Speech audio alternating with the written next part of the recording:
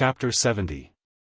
There were many types of giants, including sea giants, mountain giants, frost giants, swamp giants, cloud giants, and several tens of other types. There was also a huge difference in their strength. However, even the weakest giant would be at least at the level of a knight commander. Most of the giants were at the level of conferred knights.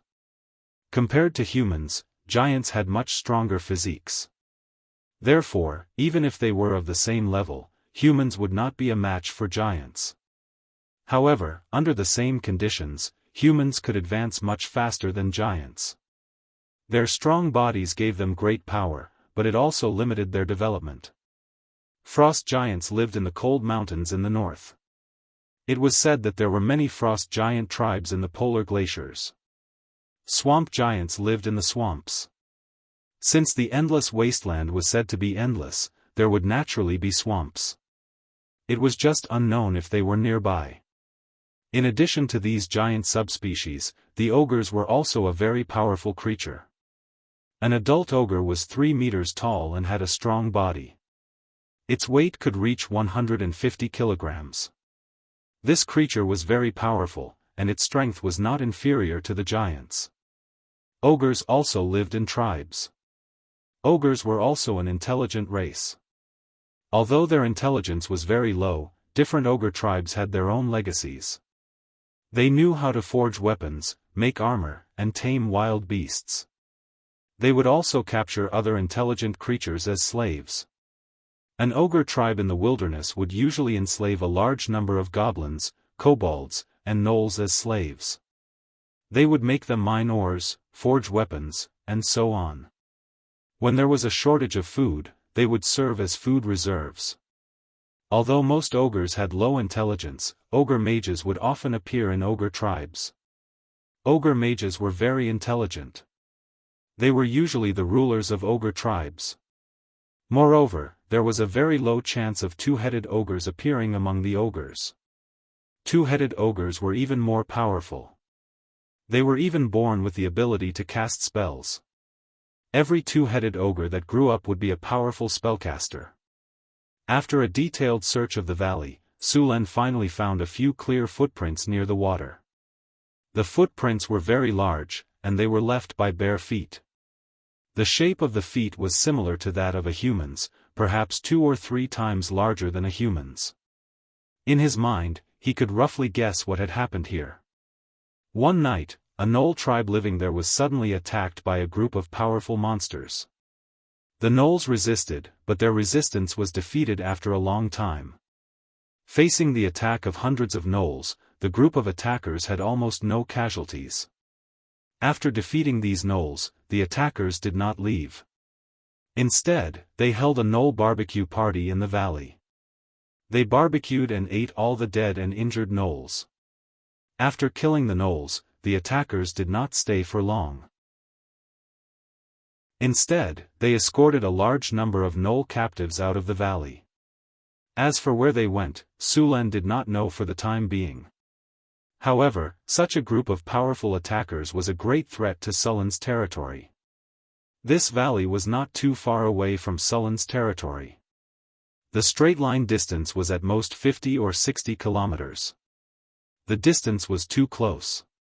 Just like the ice Quetzalcoatlus, their range was at most 300 kilometers. The monsters that attacked the Jackalans needed to occupy at least 50 kilometers of land to ensure an adequate supply of food. Judging from the scene, these attackers were carnivores. In other words, once they lived here, Sulen's territory would be the biggest threat, so Sulen had to get rid of this group of attackers. Sulen released all the barbarian warriors to look for clues. These barbarian warriors were very powerful.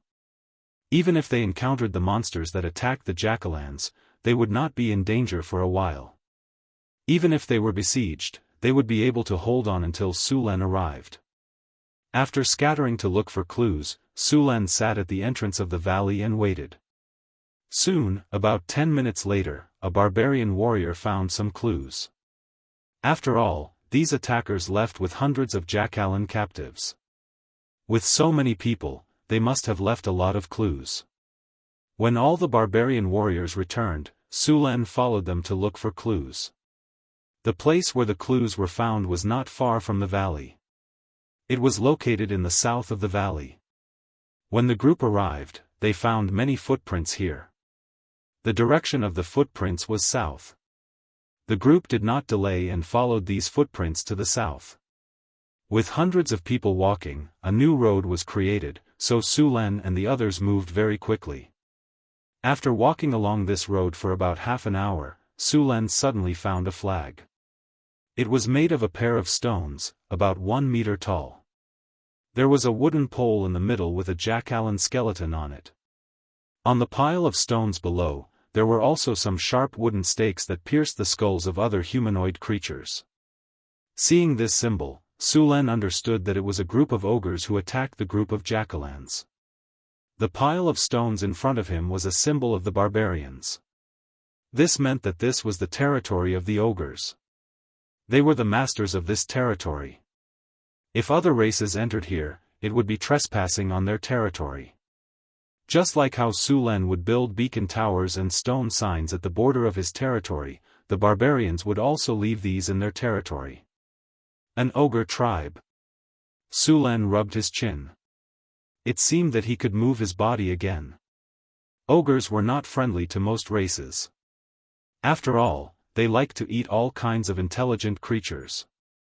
In their knowledge, there was no trade at all. If they needed something, they would just take it. In their knowledge, humans who entered their territory were food. Sulen looked at the symbol. The soil was still very new, so it should have been built a long time ago. This ogre tribe should have moved here recently. Perhaps this ogre tribe was defeated by other tribes, or perhaps their original territory could no longer support them. In any case, they were now near Sulen's territory. If one wanted to occupy a piece of land in the wilderness, one could not just leave a mark here. One had to defeat all the surrounding tribes and force them to acknowledge one's existence. If this ogre tribe had come earlier, it was very likely that they would have been part of the allied army last time. The surrounding tribes had been mostly wiped out by Sulen. Other than Sulen, no other tribe was a match for these ogres. Chapter 71. There were many monsters in the wilderness. Even in the southern countries, goblins and kobolds could be found far away from the cities. The reproduction ability of goblins and kobolds was too strong. A pair of goblins could give birth to 12 to 20 goblins in a year. It was the same for kobolds. It would take at least 20 years for a human warrior to grow up and become a qualified warrior. Of course, once the training was complete, a group of elite human soldiers could easily defeat goblins and kobolds that were 10 times their size. Humans had even less of an advantage against the ogres. Ogres ate meat from birth and grew much faster than humans. If it wasn't for the lack of food, the number of ogres would have multiplied by several times. It was also because of the small number of ogres that humans were able to drive them into the wilderness.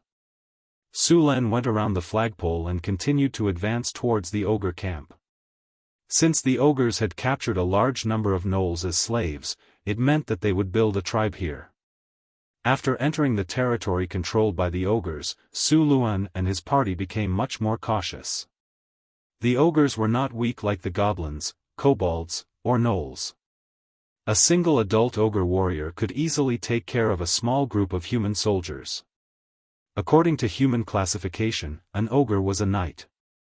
An adult ogre was more than 3 meters tall, wore armor, and wielded a giant mace. Although the mace looked ugly, it was very powerful. Even a knight's plate armor would be dented by the mace. Getting hit by the mace would be considered a light injury. The ogre warriors were even more powerful, and he didn't know how big the ogre tribe was. The land in the wilderness did not have an owner, but it was not easy to conquer it. Even Kalent City took hundreds of years to expand its territory from a few dozen kilometers to the current northern provinces. Of course, this was because the Kingdom of Florence was at its peak at that time, and it could only achieve this with the power of the entire country. It had been over a century since the provinces of the Northlands had expanded outwards. Even so, monster attacks in the northern provinces were several times more than those in the southern provinces. The forests, mountains, lakes, and other monsters in the territory were like weeds. They would appear clean after a few months, but they would appear again. As they continued forward, more and more traces of ogres were discovered. Su Len and the rest slowed down. They could encounter ogres at any time. Soon, Su Len saw two ogres carrying mace and wearing crude armor walking towards them. The two ogres were about 3 meters tall and had yellow skin. They wore tattered fur and heavy armor on their shoulders, chests, and wrists. The armor was probably made by them. Due to their limited technology, they could only make it very thick. There was a foot-long iron spike on the armor. The mace in their hands weighed at least 50 kilograms. The surface of the mace was dark red, and there were even pieces of meat hanging from the spikes. The intelligence of an ogre wasn't high. An adult ogre's intelligence was about the same as a wolf's, but it would be a big mistake to treat them as idiots. These seemingly stupid creatures possessed powerful combat instincts. Even an experienced warrior would have to be extremely careful. Seeing the two ogres approach, Su Len made a hand gesture. The group hid in the bushes at the side. Taking out the spear from his storage space, Su Len slowly adjusted his posture. The other barbarian warriors also lowered their breathing and stared intently at the ogres walking towards them. The two ogres did not notice that there was much around them. They quickly walked to where Su Len and the rest were lying in ambush. Su Len, who had been waiting for a long time, moved and stabbed the spear in his hand. The sharp spear pierced through the back of the ogre's heart. The ugly armor on the ogre's body didn't provide any protection at all. The spear pierced through the gaps in the armor. A one-shot kill. The spear pierced through the heart and came out from the front. The ogre, who was over 100 kilograms, was pierced through like a stick of candied fruit. Large amounts of dark red blood spurted out from the wound. Sullen's spear swept horizontally. The heavy ogre's body was like a giant sandbag as it slammed into the other ogre that was about to charge over with its mace. Bam! The corpse of the ogre sent the other ogre flying. Its large body rolled a few meters on the ground. Before it could react, a giant axe came crashing down on its head. Smelly blood splattered. The ogre's ugly head spun and rolled to Sullen's feet. Stepping on the ogre's head, Su Len shook his spear and shook off the blood on it. After the barbarian warriors dealt with the two ogre corpses, the group continued to explore the depths of the wilderness. Su Len was prepared to find the ogre's camp and destroy it. He did not want to have a ticking time bomb near his territory. If he did not get rid of these ogres, he would not be able to sleep well. After dealing with the ogre corpses, Su Len and the group continued forward. This time, they did not take the path that the ogres had opened.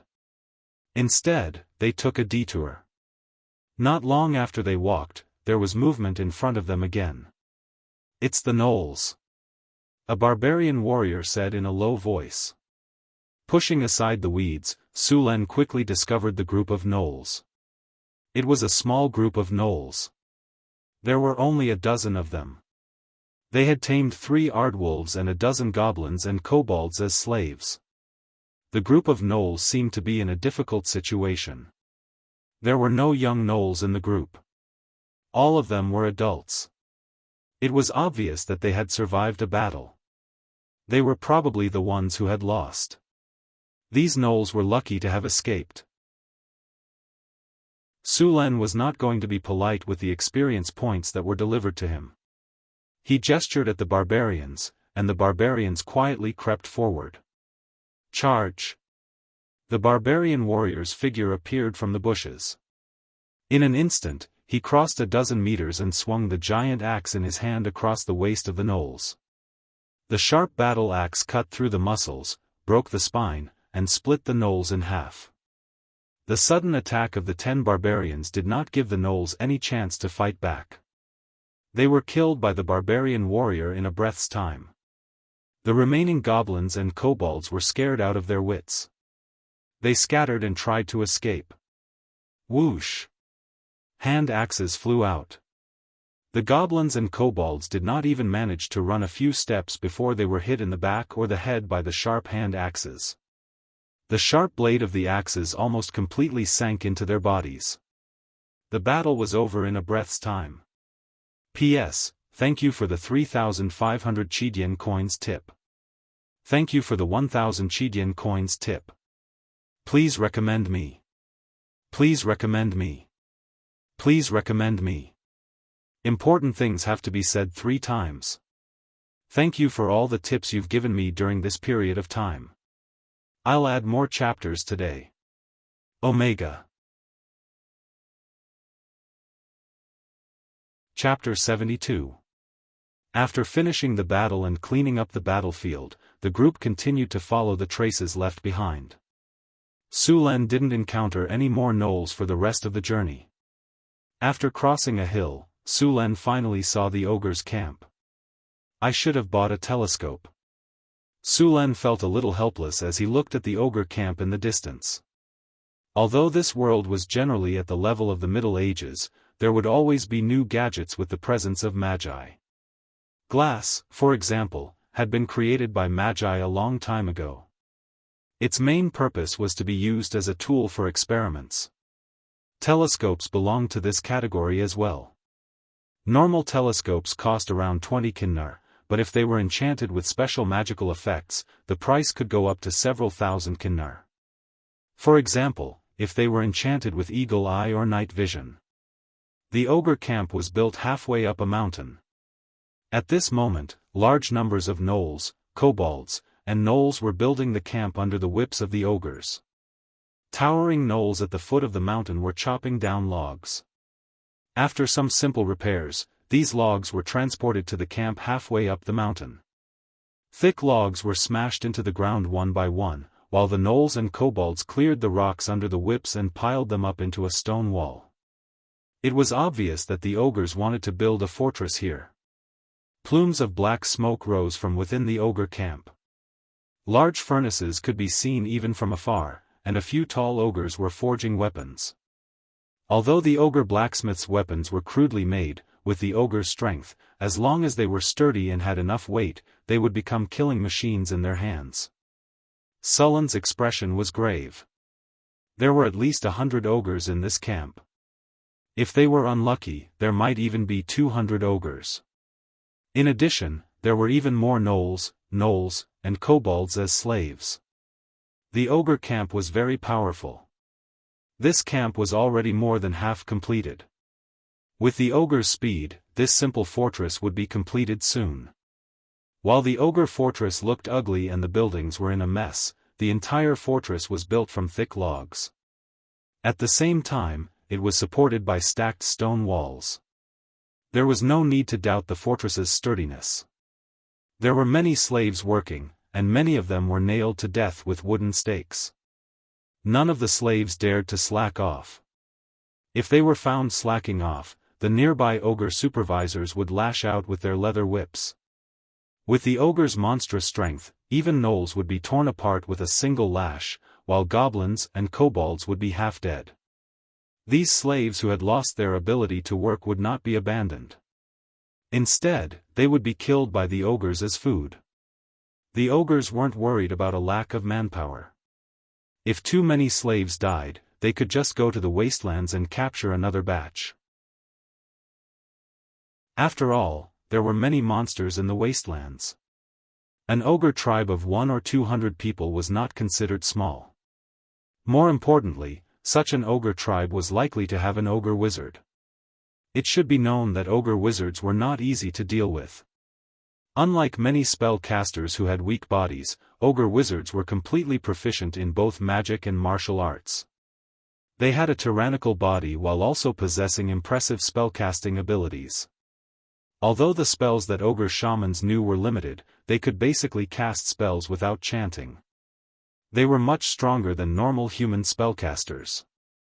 Without special training, it was difficult for human spellcasters to master the technique of instantaneous spellcasting. Ogre shamans liked close combat. Other than being a wizard, they were also warriors who were proficient in close combat. Other than that, ogre shamans were also very intelligent. Normal ogres had an intelligence of around 5, which was even lower than wolves. However, ogre shamans were completely different. Their intelligence was usually above 16. You guys hide here. I'll take a closer look. Su Len looked around and left the barbarian guards here. He was going to take a closer look. Boss, you stay here. We'll go investigate. That's right, boss, let us go. As soon as Su Len finished speaking, the barbarian guards all objected. They were very clear about the power of the ogres. Although they had easily killed 2 ogres before, the ogres were not to be trifled with. Alright, all of you stay here. These ogres are nothing in my eyes. Su Len directly ordered. To be honest, if he went all out, it wasn't impossible for him to win against these ogres. However, this was not a game, and monsters would not run away. If he couldn't clear out these ogres in one go, the wandering ogres would be a greater threat to his territory. After all, he couldn't always patrol his territory. Moreover, his territory was so big that there were bound to be areas that he couldn't take care of. Therefore, the best way was to kill all the ogres in one go. Su Len put away his spear and disappeared into the bushes. Although the ogres looked dumb, they were not slow. Moreover, ogre shamans could use bloodthirsty berserk. This berserk was even scarier than the barbarian berserk. Although the ogres would be weakened for a longer period of time after going berserk, very few people could survive it. With the help of the bushes, Su Len quickly made his way to a spot about 200 meters away from his feet.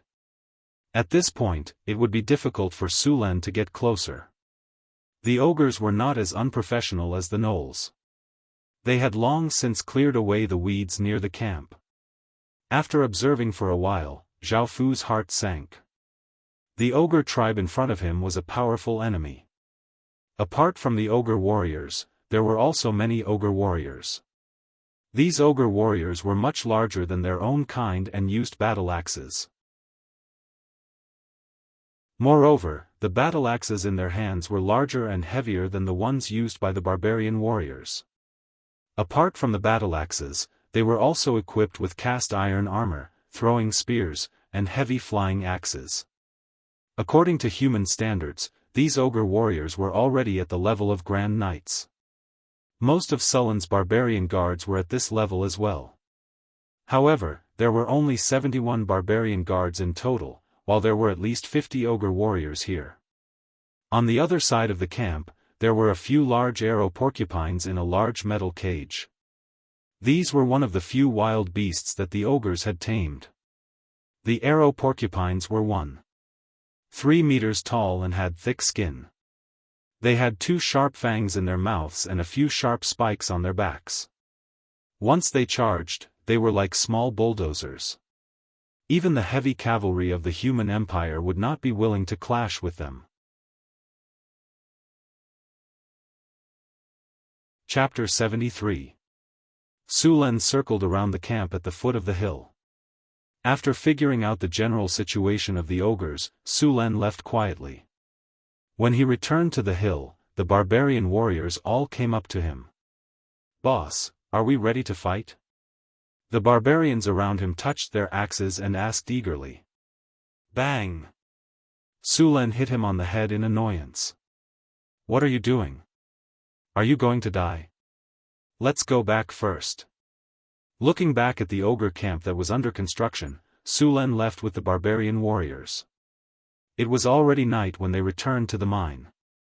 Su Len and the others didn't have time to rest and rushed back to the town through the night. "Master, what happened?" Chris was wearing a black and white maid dress, which accentuated her tall and slender figure, giving her a different kind of charm. As Su Luan's chief maid, the succubus Chris was very energetic. Now she was in charge of the whole territory on behalf of Su Luan. Both barbarians and other humans were in awe of her. "There's an ogre tribe near our territory. This is a huge threat to the safety of the territory. Chris came to Sullen's side and helped him take off his coat. Ogre tribe? Master, are you going to chase them away this time? Can I go and help? Chris asked as she hung Sullen's coat on the hanger. Yes, they're already building the camp. We need to deal with it as soon as possible. If we wait a few more days and the ogres really finish building the fortress, the losses will be huge. Sulen reached out and rubbed Chris's head. Arrange things tomorrow. I'll take you with me. Sulen was very optimistic about Chris. After all, after being strengthened by the hero model created by herself, her strength was second only to Sulen in the territory. The main thing was that her advanced charm talent was too strong. Even Johnson might not be immune to it.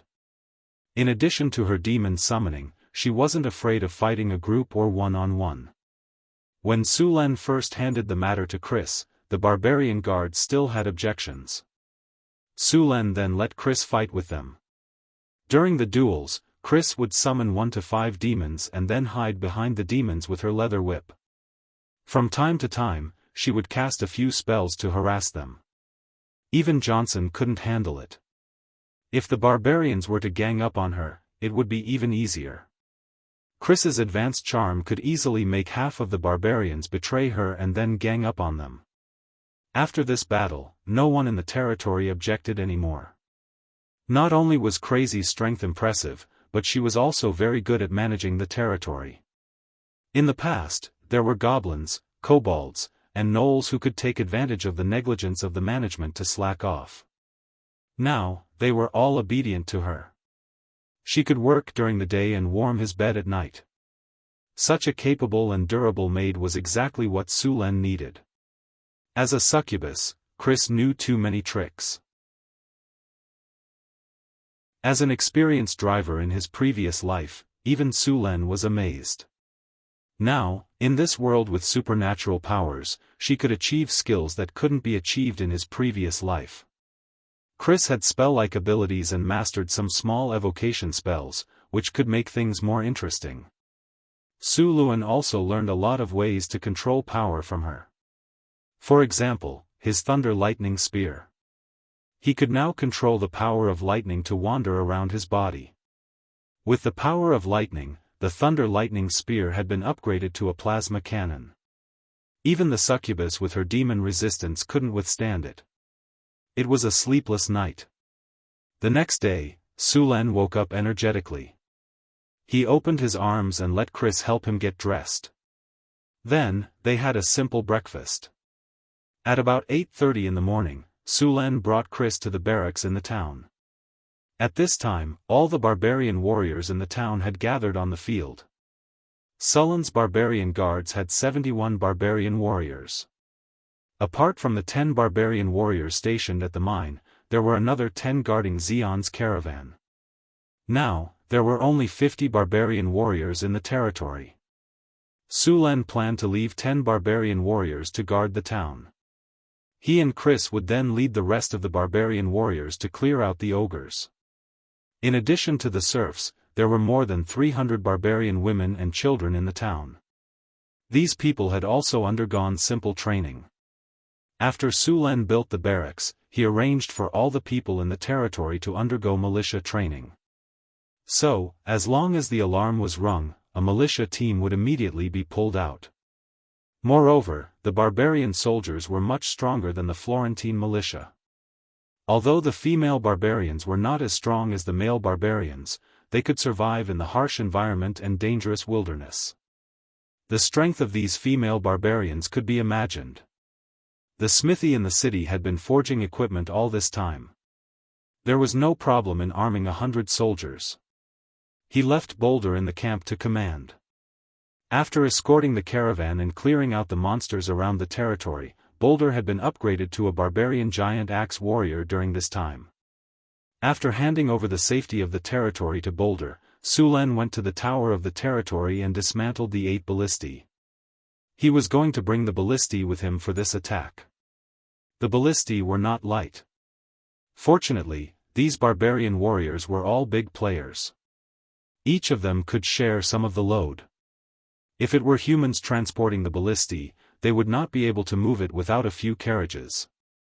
After the preparations were done, Su Len took the team to the Whitewater Port's ship and went down the river to the mine's wharf. After yesterday's investigation, the location of the ogre camp was clearly marked on the strategic map. Su Len led the army ashore and then directly traveled through the wilderness.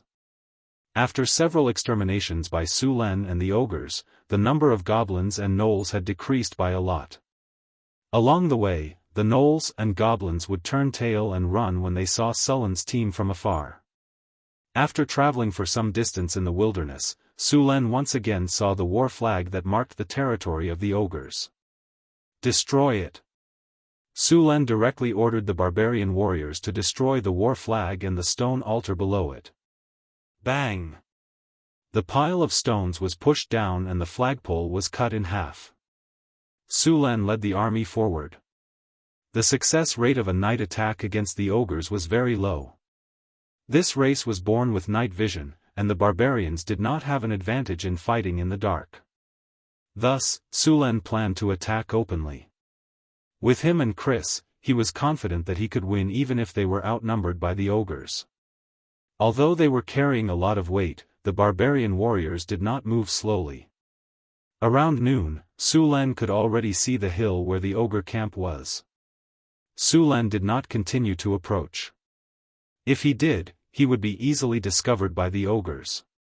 Even a barbarian would be tired after such a long journey, so he needed to rest and eat something.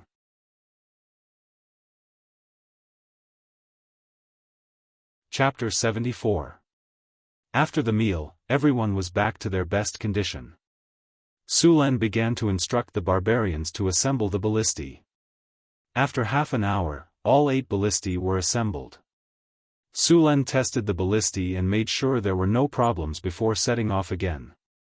As they approached the ogre camp, it was difficult for Su Len and the rest to hide their tracks from the ogres. However, there was no need to hide here.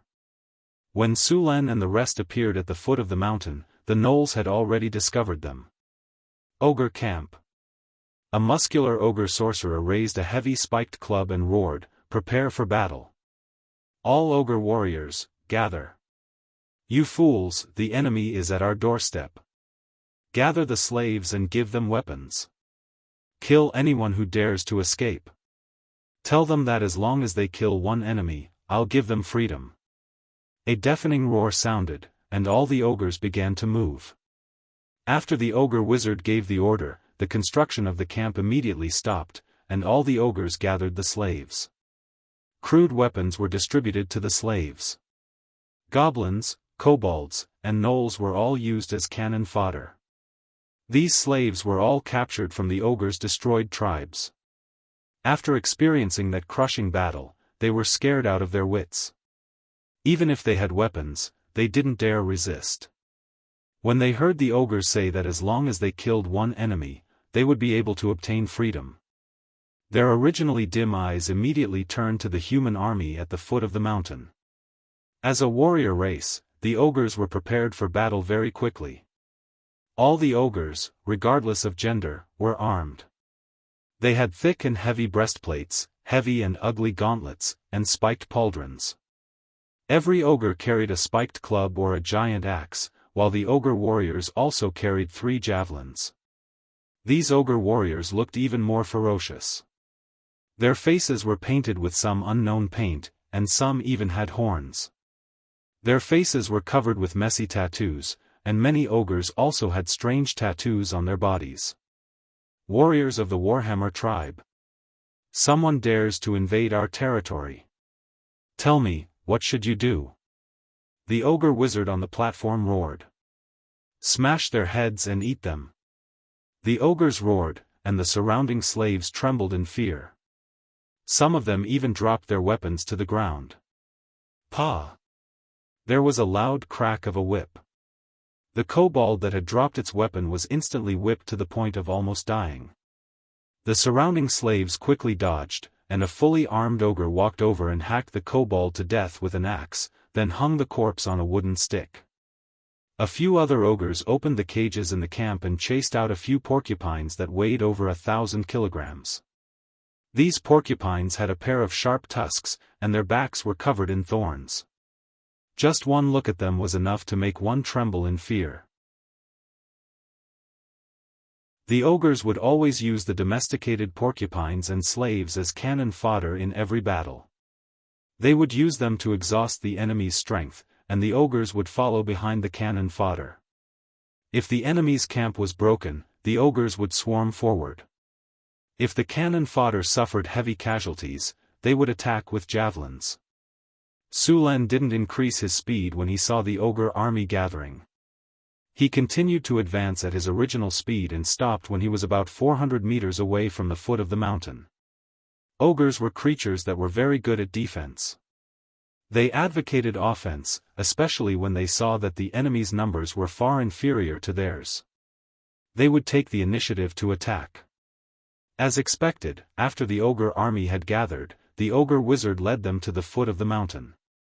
At the front were various slaves, and behind them were ogres driving the porcupines. The messy formation looked like a motley crew, but if you were careless, these cannon fodder would make you suffer. Dong dong dong. The dull sound of war drums sounded. A topless ogre held a pair of unknown monster leg bones and hammered the war drum with force. The sound of the war drum was very deep and penetrating. It could be heard clearly on the battlefield. As the war drum sounded, the ogres became violent. The slaves at the front seemed to have gained courage at this moment, and they all waved their weapons and screamed. Su Len frowned slightly. When the war drum sounded, he felt a wave of mana. It wasn't strong, but it covered the entire battlefield. The ogre's actions were likely the result of the war drum. Humans. The ogre wizard stood on a wooden platform and roared. This is the territory of the Warhammer tribe. You dare to attack Wizard Kaladin's tribe? I will kill all of you and imprison your souls in the abyss until the end of the world. Wind. Su Len said coldly. He pulled the reins and came to the front of the battle formation. At this time, Su Len had already put on the beast face armor and held a 2-meter-long spear. Ogre. Su Len pointed with his spear. I don't care what wizard Keldon you are. Get out of this land immediately. Otherwise, I will kill all of you. Sullen's body was dancing with lightning, and his voice was like thunder on the battlefield. The ogre wizard was not afraid at all. Humans. You have successfully angered me. I will personally chop off your sack and make it into a wine vessel. Following his roar, the war drum became more and more frequent.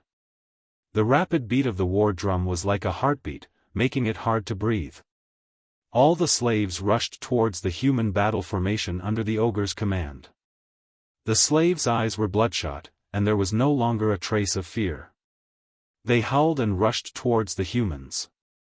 The ogre waved his whip, and a dozen large porcupines were also driven towards the humans. These porcupines were huge, and when they ran, their heavy footsteps were like muffled thunder. Some of the faster slaves were directly crushed by them, leaving behind bloody corpses. Chris. Su Len called out. Chris, who was still wearing her black and white maid uniform, came forward. She first smiled at Su Len, then looked at the battlefield. Summon demons. A dark red light suddenly appeared in the middle of the battlefield. In the next second, a 3-meter-tall demon appeared on the battlefield. At the same time, 4 smaller demons appeared. If someone who studied demons saw this, they would immediately recognize the species of these demons.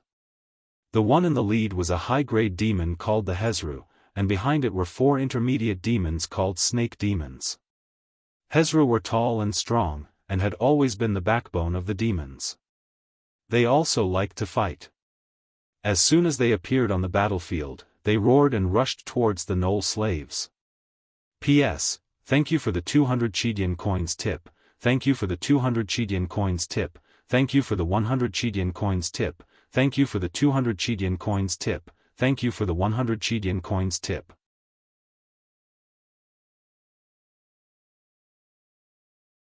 Chapter 75. Hezru were high-grade demons, but they didn't have high intelligence and were easily controlled by succubi.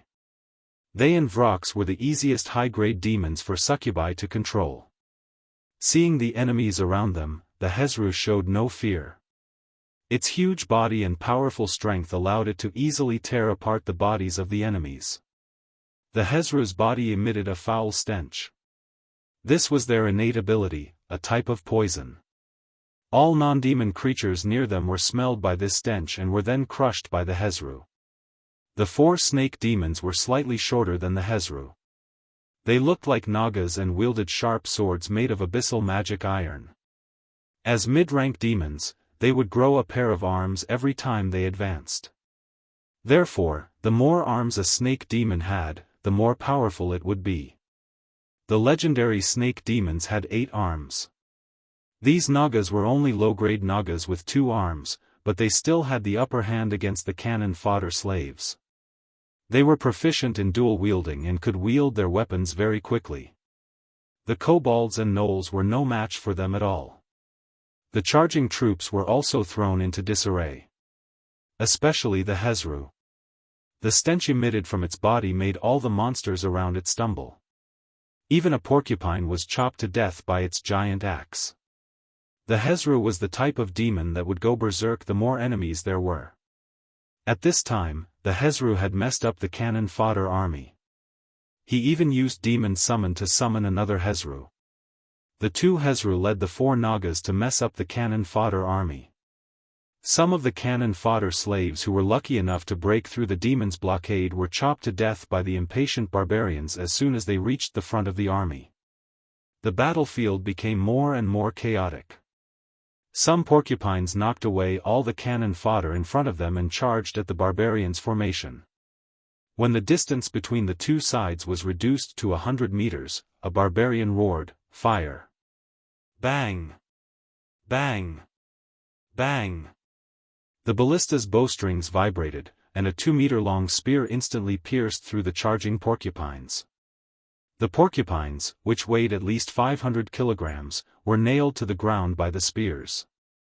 Dark red blood spurted out, and in the blink of an eye, the charging porcupines were deader than dead. 8 ballistae only shot 5 porcupines. The remaining porcupines weren't frightened by the death of their companions. They continued to charge with bloodshot eyes. There was no time to reload the ballistae. A few barbarian warriors stepped forward with giant axes. The wild porcupines ran even faster. The barbarian warriors were fearless and rushed towards the frenzied porcupines. Just as the 2 sides were about to collide, the barbarian warriors suddenly dodged to the side and then drew a beautiful arc with their sharp 2-handed axes, instantly slicing through the bodies of the charging porcupines. Blood splattered. The sharp 2-handed axes easily tore through the sturdy skin of the porcupines under the barbarians' immense strength. They also tore through the muscles and cut through the bones. The charging porcupines were instantly cut down. Their large bodies flew far away under the effect of their speed, leaving deep marks on the ground. These porcupines crashed into the ground with great momentum. The force of the impact caused their internal organs to start bleeding. The porcupines lay on the ground, dark red blood continuously flowing out of their bodies. Seeing that the cannon fodder and the charging porcupines weren't of much use, the ogre mage roared and a wave of mana exploded from his body. Bloodthirsty wonder. A faint red glow enveloped the ogres. They roared one after another. Their eyes quickly turned red, their muscles bulged, and their veins popped out. Their weapons tore through the air with the sound of air being torn apart. The dull sound of war drums also became louder at this moment. The ogres roared and circled around the chaotic battlefield, charging at the Sulen formation. The ballistae that had been reloaded fired at the ogres. However, the ogres weren't porcupines that could only charge in a straight line. Only 2 of the 8 ballista bolts hit their targets. The 2-meter-long ballista bolts instantly nailed the ogres to the ground. Even though their bodies were strong, such severe injuries weren't something they could withstand.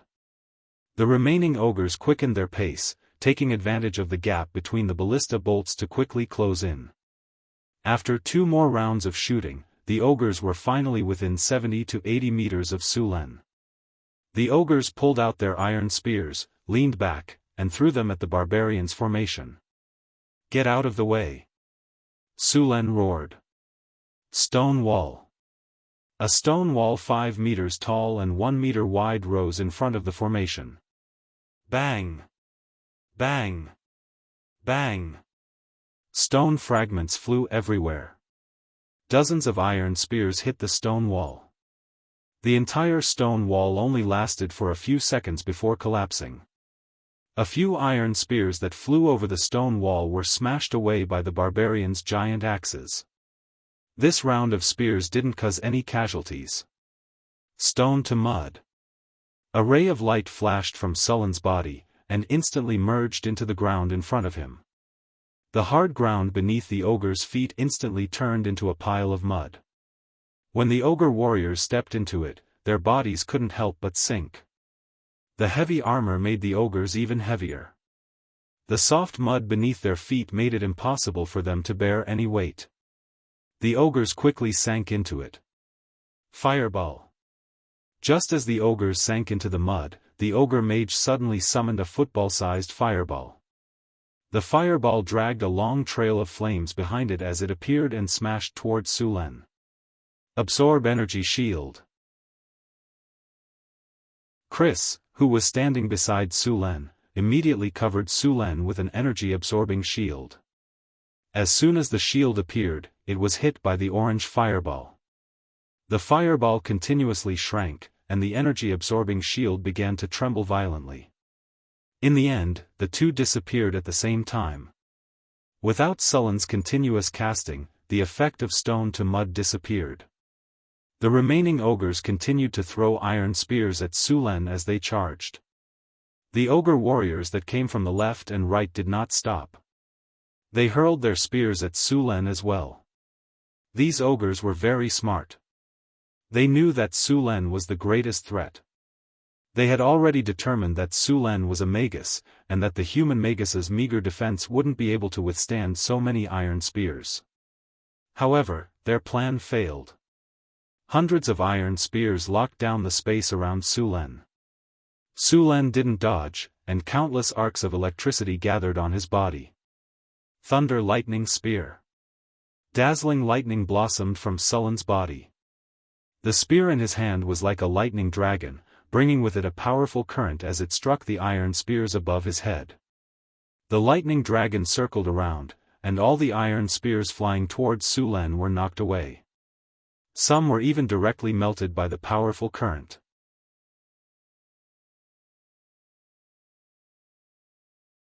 Chapter 76. The ogres had completely lost their rationality after activating Bloodthirsty Berserk. Apart from not attacking their comrades, they would kill anyone they saw as their target. The ogres grew even more furious after the 3 rounds of javelins had failed. An army of over 100 ogres quickly charged forward. The ballista was quickly loaded under the control of the barbarian warriors, and then 2 to 3 meter long bolts were fired one after another. The powerful bolts directly pierced through the ogres' bodies. Even with the protection of their heavy armor, it was useless. If it weren't for the fact that the ballistae took too long to load and there were too few of them, they would have been able to make the ogres suffer greatly. Seeing the ogres getting closer and closer, the barbarians fired the last volley of bolts and picked up their weapons. Raise morale. A ray of light spread out from Sullen's body and enveloped all the barbarians in an instant. The barbarians' morale rose even higher. Mystic Ice Slash. 3 ice blades instantly appeared in front of Su Len. The next second, the razor-sharp blades flew out and tore the ogres in their path apart. The ogres fell like wheat being cut down. Almost all of them were killed in one hit. There were still traces of ice on their bodies. After tearing apart a few ogres, the ice blades continued forward for a short distance before shattering and disappearing. In the blink of an eye, 7 or 8 ogres had been killed. The deafening sound of war drums continued to reverberate. The barbarians also activated Berserk and charged forward. Against the Berserk ogres, the barbarians showed no signs of weakness. 40 barbarians easily blocked the ogres' charge and fearlessly clashed head-on with the ogres.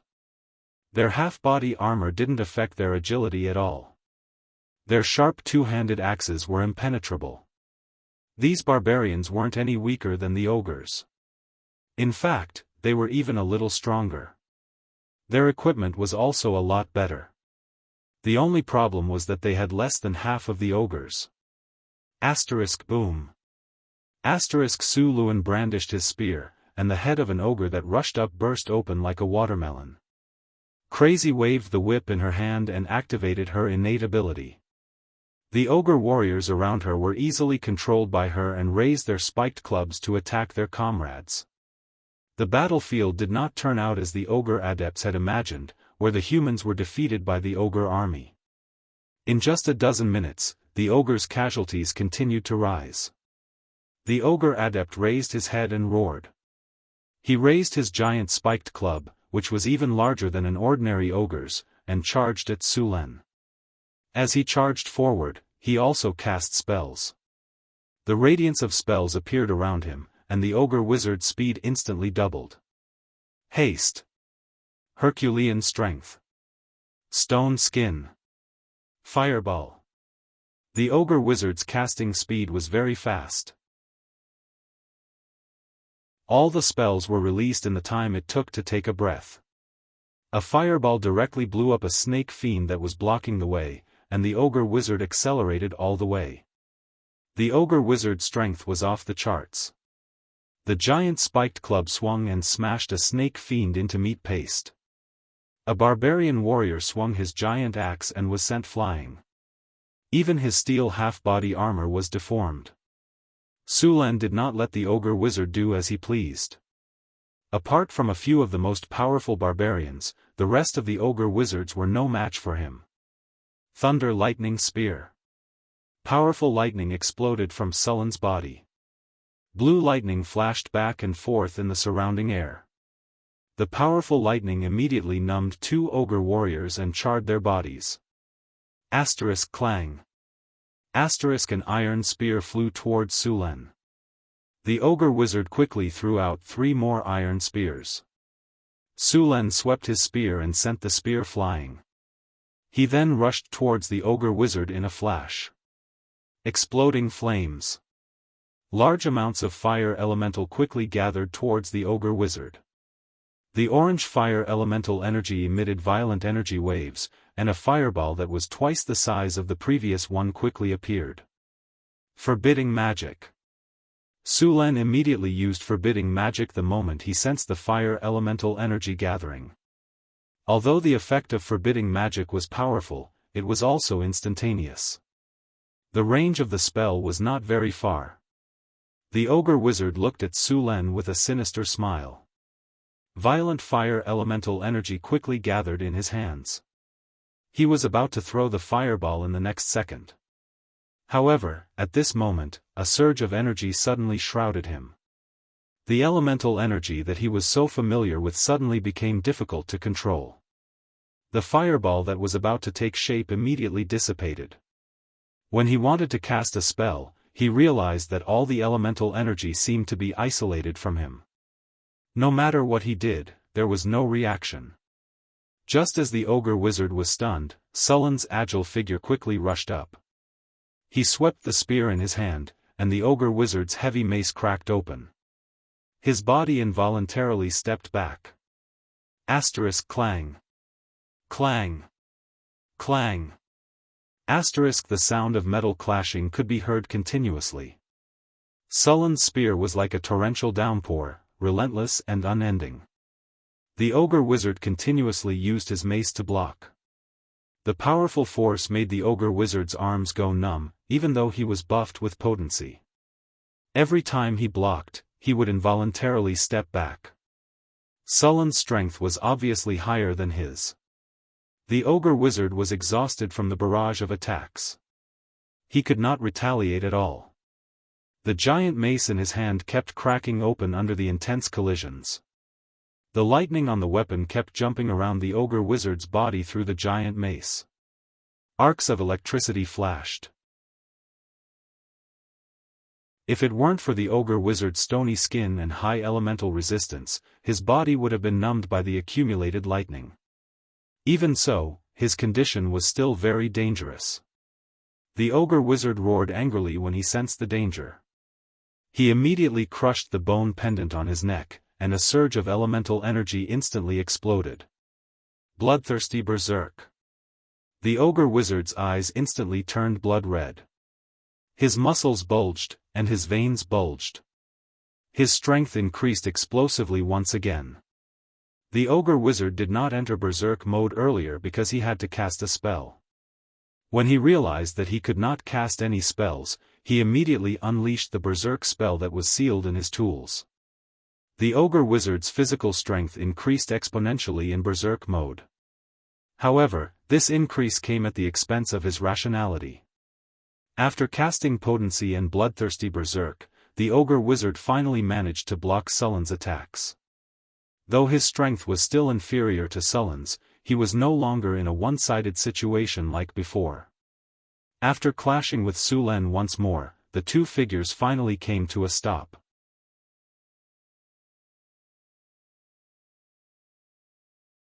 Chapter 77. I'm going to kill you. Your flesh and blood will make me even stronger. The ogre sorcerer roared in anger.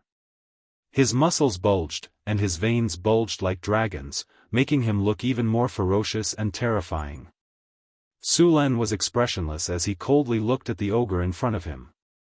Lightning constantly danced around his body, and the powerful lightning energy resonated with the elemental energy in the air.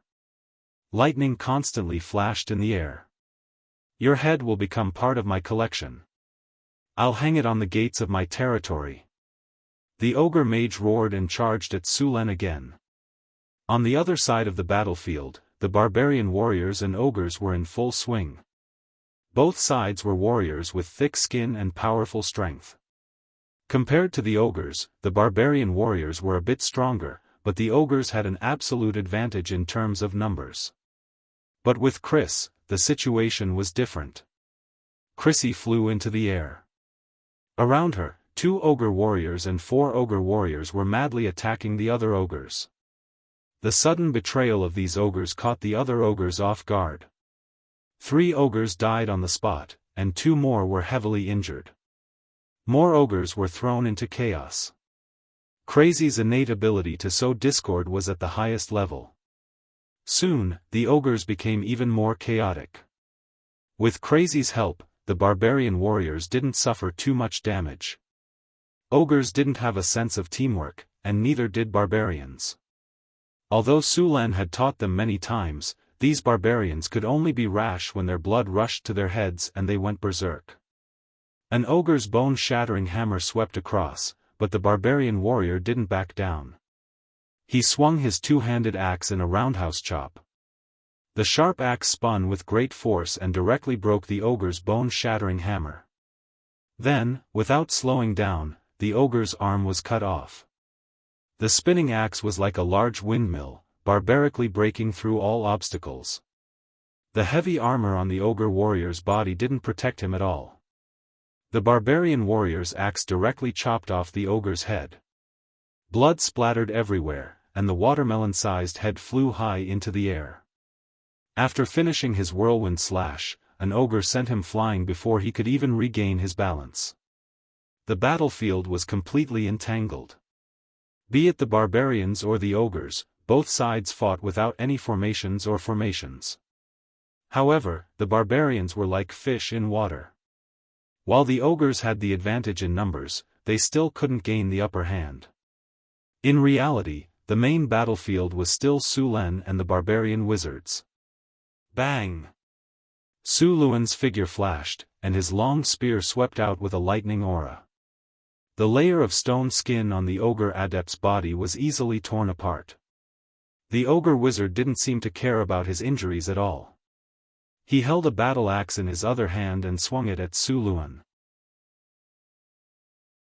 Sulen blocked it with his long spear, but he was still pushed back a few steps. A deep dent was left on the body of the spear, which was made of stainless steel. No one knew when it started, but a patch of dark clouds drifted in from the sky. A gentle breeze blew across the battlefield, bringing with it a chill and traces of moisture. It was obvious that it was about to rain. The lightning energy on Sullen's body continued to gather. The dark clouds in the sky grew lower and lower, and the lightning energy in the surroundings grew more and more. Following a furious roar, bolts of lightning struck down from the dark clouds in the sky. The lightning instantly turned a few ogre warriors into charcoal. Sulen had a strange feeling. The lightning in the sky had a strange connection with him. While he couldn't control the violent lightning, he could use his own strength to guide it. Lightning snakes dance. The lightning in the dark clouds grew more and more violent. Countless bolts of lightning rolled in the clouds. Everyone on the battlefield could see the strange phenomenon in the sky. The goblins, kobolds, and gnolls woke up. Seeing this apocalyptic scene, they couldn't care less about anything else. The Hezru and Naga also returned to the abyss because their summoning time was up. The berserk ogres didn't notice what was happening outside. Sulen only used the energy in his body to guide the lightning. Then, bolts of lightning struck down from the sky. Sensing Sullen's aura growing stronger, the ogre adept roared and charged at him. Crackling lightning surrounded her body, and countless tiny lightning bolts drifted in the surrounding air. When Chris got closer, she felt her body go slightly numb, and tiny lightning bolts jumped on her body. Seeing this situation, Chris immediately retreated from the area. The ogre wizard's body was surrounded by a large amount of electricity. The layer of stone on the surface of his body had become tattered. Su Luan's body moved, and the surrounding electricity instantly gathered on his weapon. The steel spear seemed to have turned into a bolt of lightning at this moment. Sullen's figure appeared beside the barbarian adept in an instant. The weapon in his hand left afterimages as he attacked the ogre adept. The ogre adept couldn't resist at all. Soon, wounds appeared on his body. The flesh around the wounds was burned to charcoal by the lightning. The ogre adept roared again and again. But anger was useless. Soon, his anger turned into screams of agony. He swung his heavy mace wildly. He wanted to fight Sulen to the death. But at this point, he couldn't keep up with Sullen's rhythm. Su Luan dodged the ogre wizard's dying counterattack and stabbed his spear into the ogre wizard's chest like a bolt of lightning. A bowl-sized wound appeared on the ogre wizard's chest with lightning surrounding the wound. A large amount of blood gushed out from the wound and came out from the ogre wizard's back. The heavy mace slipped from the ogre adept's hand. The ogre adept took a few steps back and collapsed. Su Luan roared, thunder and lightning surged in the sky, and his whole body was surrounded by thunder and lightning. Su Luan waved his long spear, and thunder and lightning flew out from his body. They hit the ogre warriors who were fighting the barbarians. The lightning surrounded the ogre warriors and paralyzed them for a few seconds. The barbarians were very experienced. They took this opportunity to kill the ogres. In just a few seconds, more than 90% of the ogres on the battlefield were dead or severely injured. Dozens of lightning bolts shot out. Sullen's figure gradually appeared. The lightning energy around him had dissipated. Only the flashes of lightning told the story of what had just happened.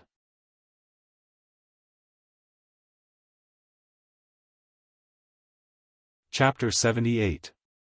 Su Luan arrived in front of the ogre wizard's corpse. He lightly tiptoed and reached out to catch the battle axe. He looked down at the ogre wizard and chopped off its head with the axe. Sulen put the head in a bag and looked at the other parts of the battlefield. Master, the rest of the ogres have been killed. Chris landed beside Sulen and waved her whip back and forth. How are our casualties? Sulen asked. None dead yet, but there are 5 seriously injured. If we don't treat them quickly, they won't make it. The rest are all injured, Chris said. Bring all the seriously injured here. Su Len said directly. Soon, a few barbarian warriors brought the 5 seriously injured warriors over. These 5 barbarians were seriously injured. The lightest one's chest was caved in and a few of his ribs were broken. If it weren't for the fact that the broken ribs didn't pierce his heart, this barbarian warrior wouldn't have survived until now. Su Len had a barbarian warrior who was good at setting bones reconnect his ribs. Then, he used a physical healing spell on him. Green life energy wrapped around him and entered his body. Then, it went to his injured parts. Under the effect of the life energy, the injured parts began to heal quickly. By the time the life energy was used up, most of the injuries had healed. The most seriously injured one had his stomach split open by the axe. Even his intestines had been cut open. If it weren't for these barbarian warriors' talents of toughness and strength, as well as their strong life force, this guy would have died long ago. However, this kind of injury was easy to treat. After 2 physical healing spells, the originally hideous wounds slowly healed. These wounds only healed on the surface, and it would take some time for them to fully recover. During this time, these barbarian warriors could only carry out some normal activities. Training or fighting was impossible. After healing the 5 barbarians, Su Len treated the other injured barbarians. At this time, a light drizzle fell from the sky. Su Len had the others clean up the battlefield while he looked at the rewards of this battle. You've won a huge victory. You have defeated an ogre warhammer tribe with a wizard. Your name has spread far and wide in the wastelands. Your name has a certain degree of deterrence to other wastelands races. Your prestige +2. The battle is over. You have received 26,385 EXP, congratulations, host. Your level has increased. You have received 2 attribute points, 2 skill points, and 1 gold treasure chest. In this battle, you obtained a leaf from the Tree of Wisdom. Su Len added 2 attribute points to strength and opened his personal panel. Name, Sullen Race, Human Level, LV 191385419000, Strength, 37 Dexterity, 29 Spirit, 24 Physique, 29 Charm, 19 Commander, 63 Characteristics, Talent Valiant, Thunderbolt, Pegasus, Advanced Sturdy, Advanced Tenacity, Calm, Elemental Affinity, Iron Will Skills, Dark Ice Slash, Thunder Lightning Spear, Physiotherapy, Life Healing, Crimson Flame, Forbidden Magic, Mechanical Control, Stone to Mud, Morale Boost, Beginner, Ultimate Skill, Whirling Cherry, Great Mastery, Heroic, Master. Torrential Rain, Advanced, Weapon Proficiency, Swordsmanship 160, Spearmanship 185, Archery 98, Throwing 83, Equestrian 130 Thunder Lightning Spear, Advanced version of the Lightning Spear. After using it, the user will receive a boost to the power of lightning. Su Len took out the leaf of the Wisdom Tree. The leaf of the Wisdom Tree was green and looked like an ordinary leaf. However, the leaf of the Wisdom Tree exuded a faint fragrance. It smelled good and made one's mind very clear. Leaf of the Tree of Wisdom, this leaf has a magical effect. After using it, it can increase spirit by 3 points. The leaf of the Tree of Wisdom was similar to the Big Dipper heavenly liquid that Su Len had obtained in the past. They could directly increase one's attributes. However, one increased strength and constitution, while the other increased spirit.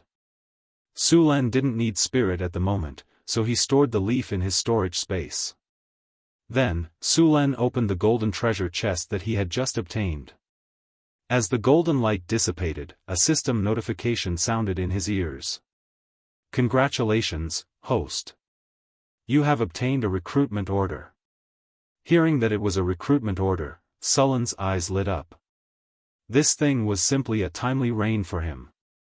Currently, in his territory, besides 500 serfs and 40 mercenaries, there were 300 barbarians.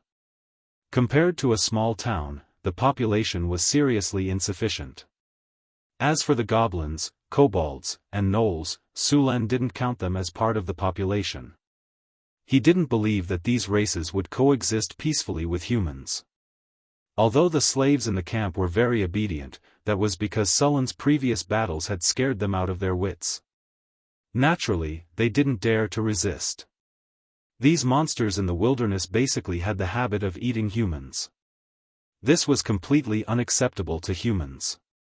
In reality, whether it was humans, dwarves, barbarians, half-elves, half-orcs, elves, centaurs, and other races, these monsters could only be slaves in Sulan's territory. The development of his territory required a large number of people. Originally, Sulan had asked Xian to take advantage of the trade caravans to advertise and recruit people in the northern provinces. However, Sulan's territory was 300 kilometers away from the nearest human city. This was too far for these people. Moreover, they were also suspicious of Sulan's policies, so no one was willing to come here for the time being. In order to replenish the number of humans in the town, Sulan had asked Xian to buy a batch of slaves every time he returned to the camp. However, relying on slaves to replenish the population of his territory was too expensive, and the quality of the slaves was also worrying. The slave traders had long since picked out slaves with skills, and it wasn't cheap to buy these slaves. Now that he had this recruitment order, although it couldn't completely solve the lack of population, it was still very good for recruiting people. Last time, he had used the recruitment order to recruit more than 100 barbarians. He didn't know how many people he could recruit this time, and what race he could recruit. Of course, as long as it wasn't a cannibal race, Sulan would accept it. He took out the recruitment order and chose to use it. The recruitment order, which was made of an unknown material, turned into a pile of dust in an instant, and then a gentle breeze blew past, leaving no trace behind. After using the recruitment order, Sulan no longer paid attention to it. This kind of thing had a long-term effect. Soon, a group of people would come to apply to join, and he only needed to wait quietly. P.S. The Ogre Wizard stats are posted below. Ogre Wizard, Kalando, Race, Ogre, Class, Wizard/Berserker, Strength, 21, Potency +6, Berserk +6, 33 under Berserk, Agility, 16, +4 Haste, Vitality, 23, Spirit, 22, Charm, 8, I really don't understand, such an ugly ogre's charm can reach the standard of a normal person. Skills, Fireball, Exploding Flames, Potency, Haste, Stony Skin, Short Distance Displacement, Voodoo Curse, Magician's Hand, Bloodthirsty Berserk. Innate abilities, Sturdy, Tenacious, Intelligent, every creature will be different, and have the talent to become a wizard, Spirit +4, Instant Cast, Dual-wielding weapons.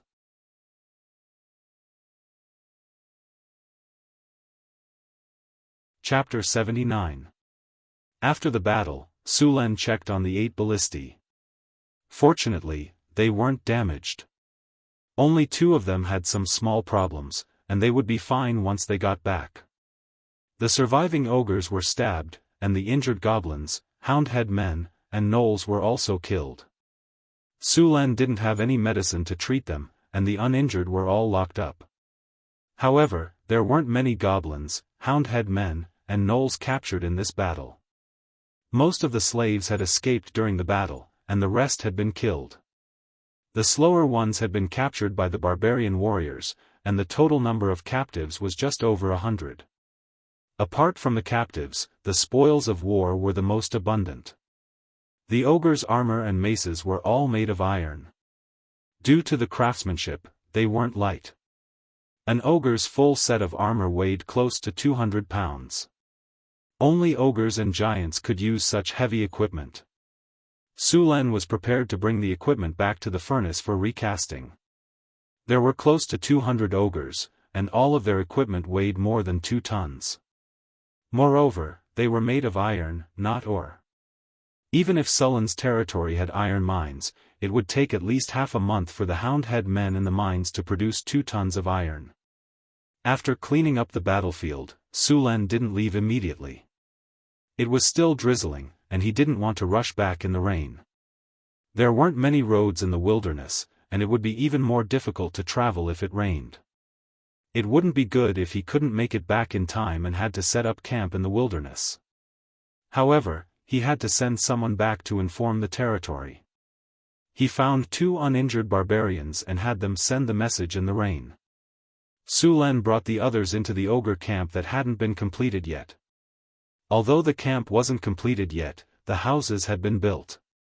However, the ogres' houses still needed to be cleaned. After all, ogres weren't very particular about hygiene, and their houses couldn't be expected to be very clean. However, it was good enough to have a place to shelter them from the wind and rain in this weather. Although the autumn rain was as thin as a cow's hair, it carried a chill.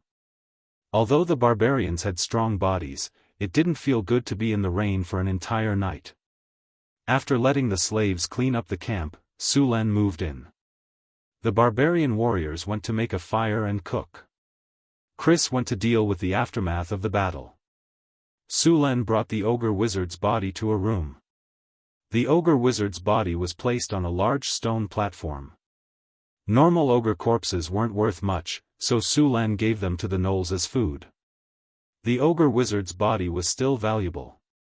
Su Len took out a sharp knife and slit open the ogre's chest. The ogre looked fat, but after cutting it open, Su Len realized that it wasn't bloated. Instead, it was a layer of fat covering the ogre's strong muscles, especially its stomach. It looked like a swimming ring, but upon closer inspection, one could vaguely see the outline of strong muscles. Su Luen took out the ogre's heart and stored it in ice. In addition to the ogre's heart, Su Luen found a barbarian skinning master to skin the ogre wizard and collect some of the ogre wizard's blood. As a magical creature, ogre wizards had a certain amount of magic power. Although Su Luen didn't know how to make magic potions and magic items, as long as he sold these things to wizards, he could get a good price. If he could recruit an alchemist, then these things would come in handy. After storing the things properly, Su Len waved his hand and put them all into his storage space. Although the storage space provided by the system was only 3 cubic meters, the things inside would be in a static state. They would be the same as when they were put in. The barbarian warriors were in high spirits. At night, they specially prepared a grand bonfire party. The party was held in an empty space in the camp. They even used the scattered wood to build a canopy. Other than the barbarians who were on night watch, all the other barbarians participated. These barbarian warriors were very happy to have defeated an ogre tribe today. They saw this battle as an honor. All the barbarians used special paint to leave a tattoo on their bodies. After this battle, all the barbarians who participated in the battle leveled up. The strongest barbarian warriors had already leveled up to the barbarian Great Axe Berserker. As a non-hero profession, they were almost at the top at this level. If they wanted to continue leveling up, they would need to create their own hero template and become a hero. The number of self-created hero templates was very small, and Su Luen only had one so far, so this path was not realistic. Even if Su Luen got a self-created hero template in the future, it would definitely not be enough for them to upgrade all of their units to the top tier. Of course, this didn't mean that they couldn't level up in the future. It was just that they couldn't rely on the system's experience to level up. If they worked hard, there was still hope to break through the bottleneck and become a hero. However, the probability was too low. It was considered high if 1 out of 100 or even 1,000 top soldiers succeeded. In fact, the only creatures in this world that didn't have a bottleneck were dragons. As long as they lived long enough, they could slowly become adult dragons, young dragons, old dragons, and ancient dragons. There was no bottleneck at all. After passing the ancient dragon stage, as long as they didn't die of old age, they could become ancient dragons, ancient dragons, ancient dragons, and even ancestral dragons. Of course, it would take at least tens of thousands of years for a young dragon to become an ancient dragon. Apart from a few creatures, no creature could live for such a long time. The lifespan of a human was between 70 to 100 years, which wasn't short in this world. Gnolls only had a natural lifespan of 35 years, goblins and kobolds were even shorter. Dwarves had a lifespan of 300 to 500 years, elves had a lifespan of 500 to 1000 years, and even half-elves had a lifespan of 300 years. Of course, if your strength reached the legendary level, your lifespan would naturally increase greatly. The profession with the longest lifespan was the wizard. As long as a legendary wizard didn't seek death, they could easily live for hundreds or thousands of years. Even if their life was coming to an end, they could choose to reincarnate as a lich. In theory, a legendary lich could live for at least 3,000 to 5,000 years. Therefore, a legendary wizard's wealth was no less than that of a young dragon. The power of a wizard came from knowledge. Time also made them very powerful. P.S. Thank you to the Jealous Cult for the 2000 reward. Thank you to the Heavy Dragoon for the 200 reward.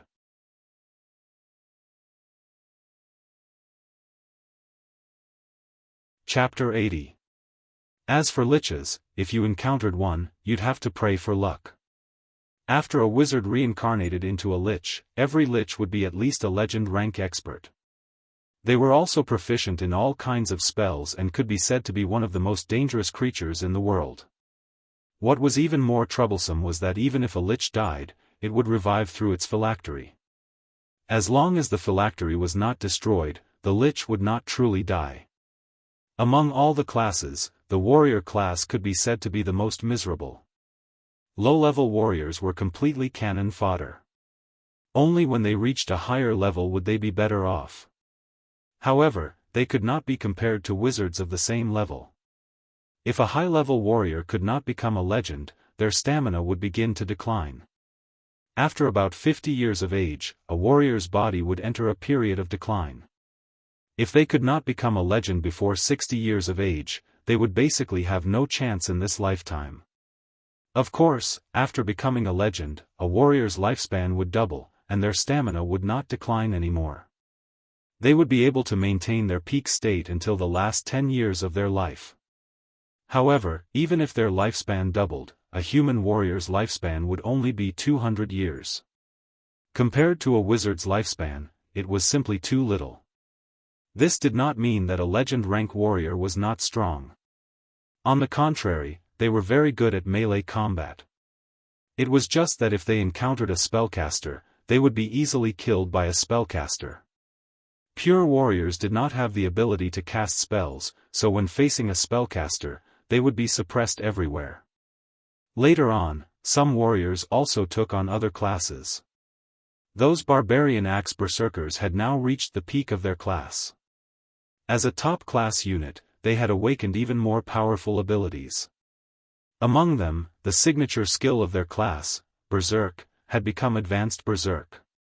Compared to Berserk, Advanced Berserk increased the strength of their muscles and the duration was also increased. In addition to the barbarian axe berserkers, they also gained dodge intuition, which greatly increased their ability to dodge. It could be said that a fully armed barbarian axe berserker had now reached the level of a knight commander. Among all the barbarian warriors, apart from the two heroes, there were already 10 barbarians who had reached this level. The rest were barbarian warriors and barbarian great axe warriors. Chris had also leveled up, but although her strength had increased, she was still far from becoming a legend. It was not easy for Succubi to advance. When he woke up the next day, it was already noon. Last night, he had discussed the art of binding with Chris. It had to be said that Succubi were innately skilled and proficient in all kinds of positions. They could easily do many positions that humans could not do. Furthermore, Succubi had far superior physiques and recovery abilities than humans. They were both capable and durable, making them the best candidates for head maid. After destroying the ogre tribe, Sulen was very happy last night, so he celebrated with Chris. However, he didn't notice that he was having too much fun and woke up a little late. "Master, you're awake. Come wash your face." Chris strode over to the bed with her slender legs. First, she washed him with clean water, then she used the facial cleanser to carefully wipe his face. Chris had now taken care of him in the direction of total laziness. Now Su Luan didn't even need to get up, and she would help him do everything. After washing up, Su Len rolled over and got out of bed. Chris gently helped him put on his clothes. Of course, it was hard to determine how long this process would take. Sometimes, it would take an hour or two. After all, he was more energetic in the morning. However, they had to return to the territory today, so Chris quickly dressed him. After a simple breakfast, the group was about to leave. The weather had cleared up, and the damp soil from yesterday's rain quickly dried up. Su Len led the barbarians to escort the captive out of the ogre territory. There were many spoils of war this time. Fortunately, the ogres had tamed a few camel beasts here. These camel beasts looked like rhinoceroses and had bad tempers. Moreover, their appetite was shocking. Although they were strong enough to pull things, they were not popular in the human world. Only the powerful ogres liked them. In addition to transporting resources, these camel beasts were also the ogres' food reserves. Ogres were carnivores. Besides various human-like creatures, they also ate other animals. However, they had a preference for human-like creatures. These camel beasts were probably the ogre tribe's food reserves. Although these camel beasts were difficult for normal people to tame and control, Su Len now had a group of barbarian warriors who were not inferior to the ogres. They could still suppress these camel beasts. More than 10 camel beasts left with the spoils of war, along with the slaves they had captured. The ogre camp was also burned down when they left. If the camp was not completely destroyed, it would be occupied by other tribes in 2 days. This place was indeed easy to defend and difficult to attack. If Su Len wasn't short on manpower, he would have wanted to occupy this camp. After destroying the camp, the ogre tribe's resources all fell into Su Len's hands. Other than iron ore, the ogre tribe had many furs. However, ogres weren't proficient in the art of making furs. Many of these furs were already damaged and rotten. After loading the relatively good ones into the carts, they burned the rest. After summoning Red Flame to set the camp on fire, the camp was soon engulfed in a sea of fire. Although they carried many spoils of war on the journey back, their speed was much faster. The strong camel beasts were much stronger than horses. There were many weeds growing in the wilderness, and there were no roads. The wheels of the carts were often entangled in the weeds. Although horses didn't know how to drag, this wasn't a problem for the camel beasts.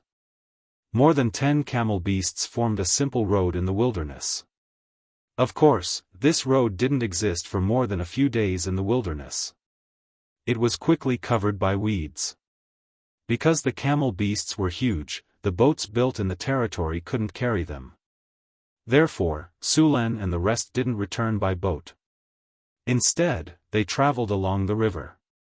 After returning to Northgard Castle, it was still in a state of alert. When he saw Su Len return with the team, Boulder heaved a sigh of relief. Although he already knew that the army had defeated the ogre tribe yesterday, anything could happen in the wilderness. Before the team returned, he didn't dare to let his guard down. "Boss, the welcoming ceremony is ready," Boulder said fawningly. "Welcoming ceremony?" Su Len was a little surprised. "Yes, boss. Let's go into the city now." When they entered the town, the army received cheers and welcomes. The 2 sides of the road were filled with people. The serfs looked excitedly at the ogre corpses and exclaimed from time to time. Some hot barbarian girls even boldly blew kisses to the team. "Boulder, keep this welcoming ceremony in the future." "Boss, as you wish."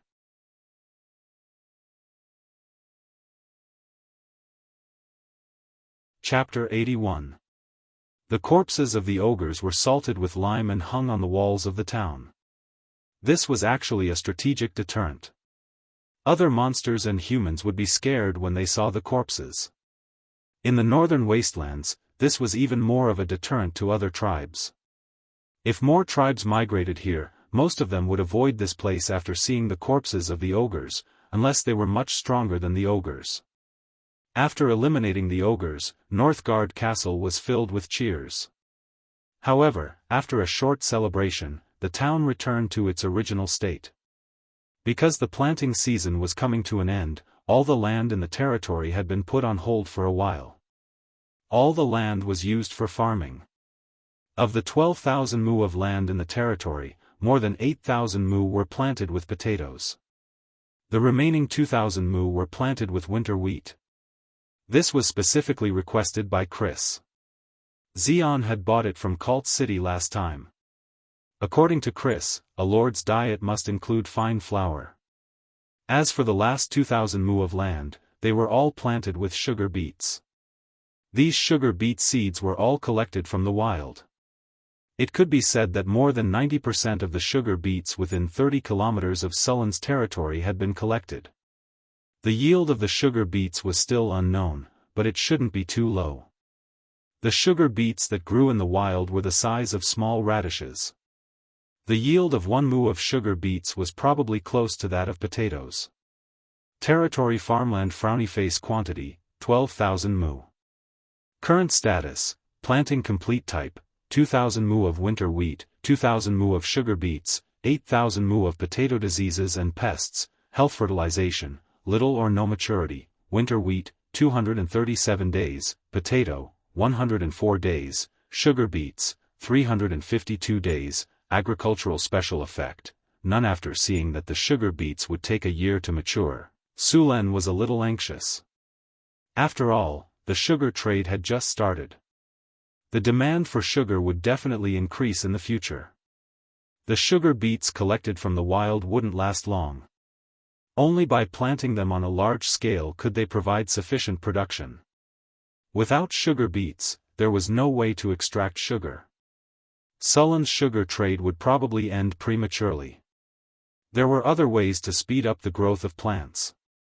For example, the elves had ways to speed up the growth of plants.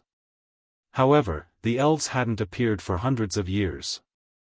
The other option was for wizards to cast spells that could speed up the growth of plants, or druids who were proficient in planting. Of course, they could also ask the priests of the goddess of earth for help. They also had spells that could speed up the growth of plants. However, these methods were not very useful for Sulen since his territory was so remote. For the time being, there was no way to speed up the growth of plants. Sulen could only continue to collect sugar beets in the wild. At the same time, he limited the amount of sugar he could trade. He would start implementing it after Xian returned. After the farmland in the territory was planted, the construction of the town was once again put on the agenda. Previously, because of the rush to plant the farmland, the construction of the town was basically stagnant. Now that the farmland was planted, only a small number of people were needed to maintain it. The extra people could start the construction of the town. The dozen or so camel beasts obtained from the ogre tribe were not killed. Although they had bad tempers, they were strong and could carry a lot of weight. They were very useful for transporting goods or building roads. The dozen or so beasts weighed several tons, so it was very convenient for them to transport wood and stone. Sulen specially made a few huge stone rollers and let the camel beasts roll them back and forth when they were building roads. The effect was not inferior to the professional road rollers in his previous life.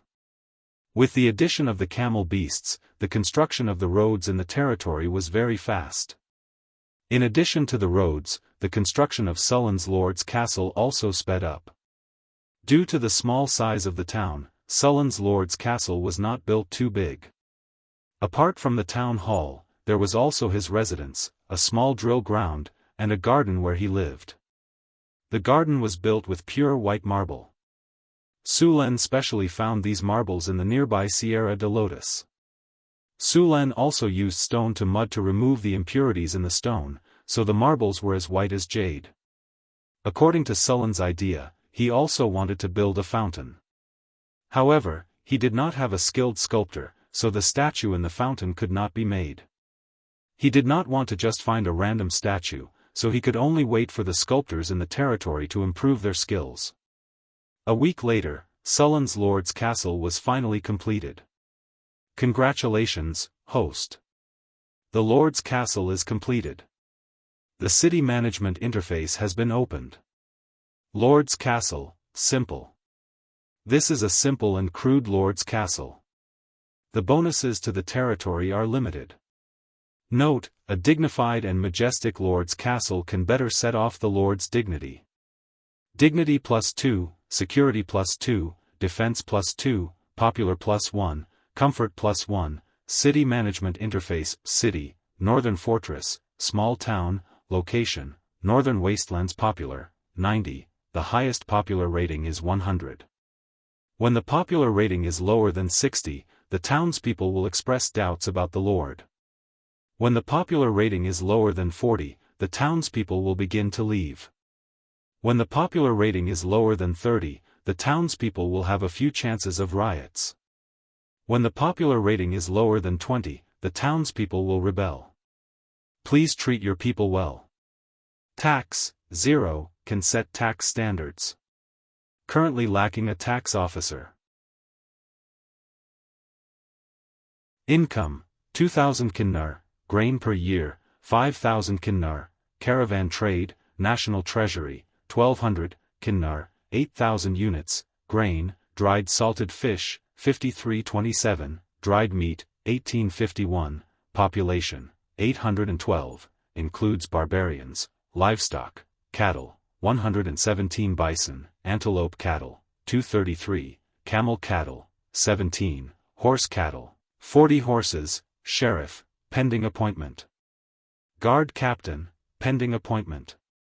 Garrison officer, pending appointment.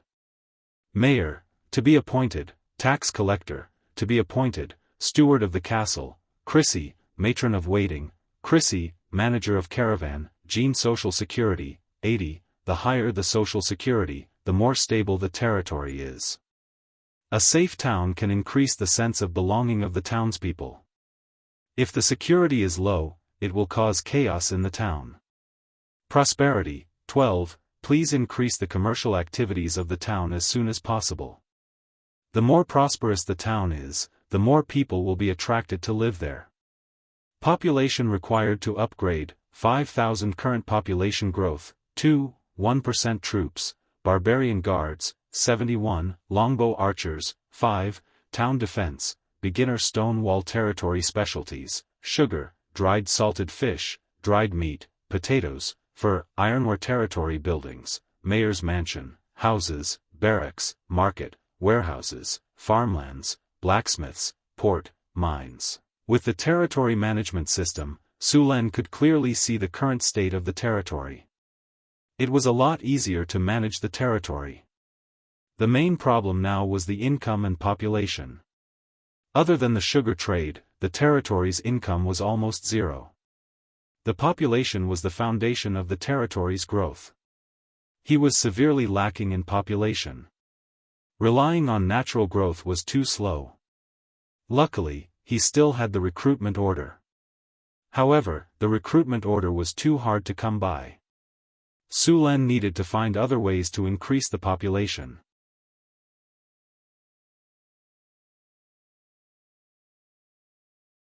Chapter 82. Master, the rum you mentioned has been brewed. Would you like to have a taste? Chris asked as she walked over with a bottle of wine. The last time Xion came back from Cult City, he bought a batch of slaves along the way. Among them, there were a few slaves who knew how to make wine. Due to the lack of technology, the waste honey, which contained a lot of sugar, could not be extracted into white sugar. It was a waste to just throw it away, so Sulen tried to use the waste honey to make rum. In his previous life, rum was created from waste honey. At that time, South America planted large amounts of sugar cane, and after the sugar was extracted, a large amount of waste honey was produced. The plantation owners invented the use of waste honey to make rum. At that time, due to technical issues, the fresh water carried by the sea for a long time would easily spoil. Most importantly, rum could cure sepsis. Therefore, many ships carried a large amount of alcohol. Alcohol could be stored for a long time without spoiling, and it could prevent the sailors from getting sepsis. Rum spread all over the world with the voyage, and the use of waste honey to make rum became another source of income for the plantation owners. It was good to use waste honey to make rum. Without using food, they could obtain a large amount of rum. This was good news for Sulen, which was short on food. In this era, there were very few forms of entertainment. Even in Kalen City in the south, the only entertainment among the nobles was hunting or banquets. There were also very few bards or circus performances, and even fewer forms of entertainment for the commoners. The most common form of entertainment was to go to a tavern and have a drink. There were many barbarians in Sulen, all of them strong and energetic. In order to let them vent their excess energy, Sulen specially built a drill ground for them to spar. It was the same for the alcohol now. There was another reason. The trade in the territory had begun. As time passed, more and more caravans would arrive, and they would definitely bring a large number of mercenaries and caravan guards. These people would definitely need to find entertainment. There were no seafood merchants in Sulen's territory, and there were no young ladies who sold abalone. There was still a long way to go. Therefore, they could only come to the tavern. Mercenaries and guards were paid well, and they spent money quickly. As long as the tavern was built, it would definitely become an important source of income for the camp. There was no reason not to do something like this that could solve the problem of wasted honey, increase the number of entertainment options, and even make money.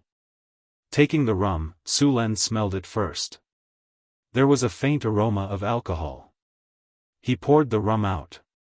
The rum was amber in color. He tasted it slightly. The taste was not bad. The taste was refreshing and the smell was fragrant. It was much better than the ale he had drunk before. The ale that Su Luan bought before was cheap and tasted a little sour, so the merchants added a lot of water into it. This kind of ale was also the most popular in the tavern, because it was cheap enough. It only cost 2 copper nars to drink a cup. It could be said that the ale was actually water with a little bit of alcohol, which was far inferior to the rum. "This wine tastes pretty good," Sulen said in a good mood as he put down the cup. "This kind of rum is the best one they've ever made." Chris picked up Sulen's unfinished glass and tasted it. "How much is the cost?" Sulen asked. If the cost of this wine was too high, he could only sell it as a high-end wine and continue to make cheap wines. "According to your instructions, the rum is brewed using waste honey. A lot of water is added to dilute it, and then yeast is added to ferment it. The cost of a barrel of 100 liters of rum is about 2 kinnar," Chris said as if she was familiar with it. Sulen did a quick calculation.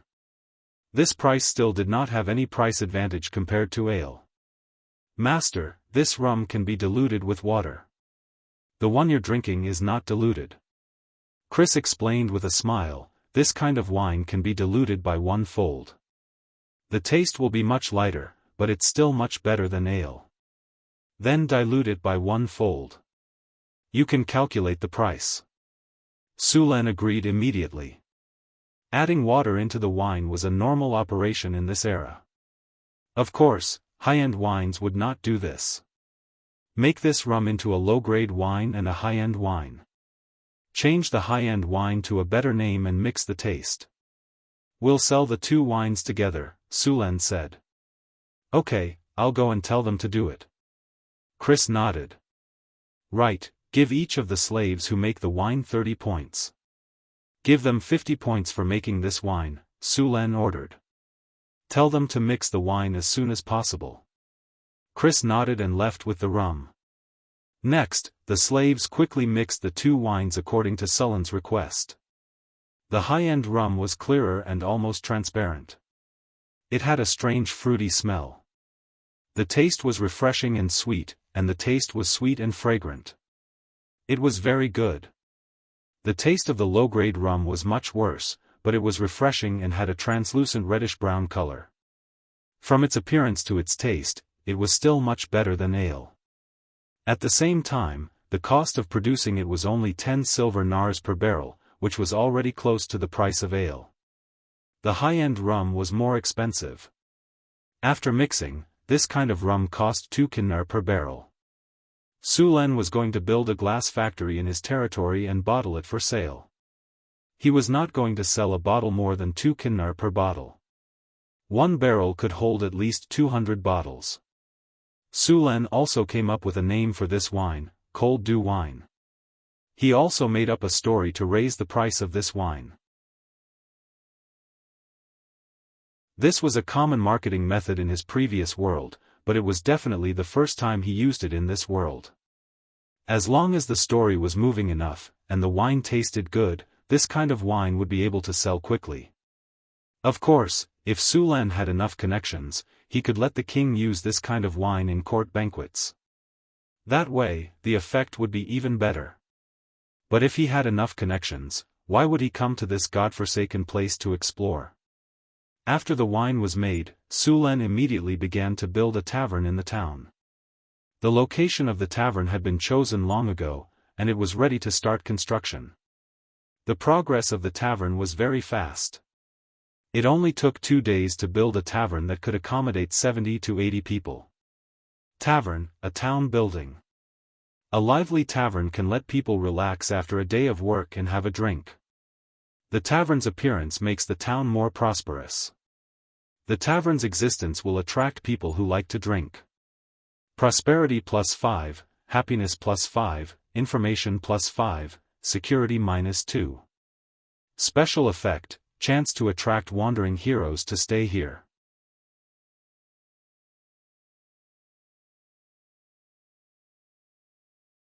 Chapter 83. Attract wandering heroes? After seeing this information, Sullen's breathing instantly became heavier. He only had 3 heroes in his territory, Johnson, Boulder, and Chris. None of them were weak. If he could recruit heroes, the tavern's value would be even higher. After arranging for people to open the tavern, Su Len purposely went to the tavern to sit for a while. After experiencing the tavern for a while, he ordered the person in charge to collect information in the tavern and pay attention to some strange people. After the tavern opened, Su Len found that the barbarian warriors liked the tavern more than the drill ground, so Su Len had no choice but to restrict them. In order to deal with the upcoming trade, Su Len built a barracks near the trading market. It was a place for soldiers to rest. Next to the barracks was the trading market's tax office. The tax office was very simple now. The territory had not even appointed a tax officer, so Chris had to take up the post. Fortunately, there were no other taxes in the territory except for trade with caravans. This was also why Su Len had not appointed a tax officer. After all, there was no tax. Merchant caravans would definitely be taxed if they came to do business. In the fief, any transaction worth more than 100 gold coins would have to be filed with the tax office and paid a certain amount of tax. If anyone tried to take advantage of the loophole and purposely limit a transaction to less than 100 gold coins, they would be punished 10 times the amount. All trades had to be done in the trading market. Trading outside the market was considered illegal. The goods would be confiscated by the soldiers in charge of the market's security. Coming out of the tavern, Su Len saw Xian with a face full of dust. "Monseigneur, it's great to see you. I was just about to report to you." Xian was overjoyed when he saw Su Len. He quickly walked to Su Len and bowed. "Monseigneur, the caravan has returned safely to the territory. All the goods are undamaged. This time, we bought 300 slaves from Cult City. We also earned 1,500 kinnar from this trade." "So much?" Su Len paused for a moment, then took the bill and flipped through it. The biggest item on the bill was the white sugar. Xian had brought a total of 50 caddies of white sugar to Cult City for trade. The rest were furs and other things. They were sold for less than 500 kinnar in total. 50 caddies of sugar sold for nearly 3,000 kinnar in Calent. After that, he spent more than 1,000 kinnar to purchase supplies in Cult City. He spent more than 1,000 kinnar to purchase 300 slaves. After paying taxes, he still had 1,500 kinnar left. The average price of the white sugar that Jean sold was about 60 kinnar per caddy. Compared to the distribution of the white sugar, the price was double. In the end, the white sugar was sold out in less than half a day. Moreover, there were many nobles and merchants who did not manage to buy the white sugar and wanted to pre-order it. However, without Sullen's order, Jean did not dare to accept. It seems that the nobles have quite a high demand for white sugar, Sulen thought to himself. Although he was mentally prepared, he still underestimated the nobles' love for white sugar.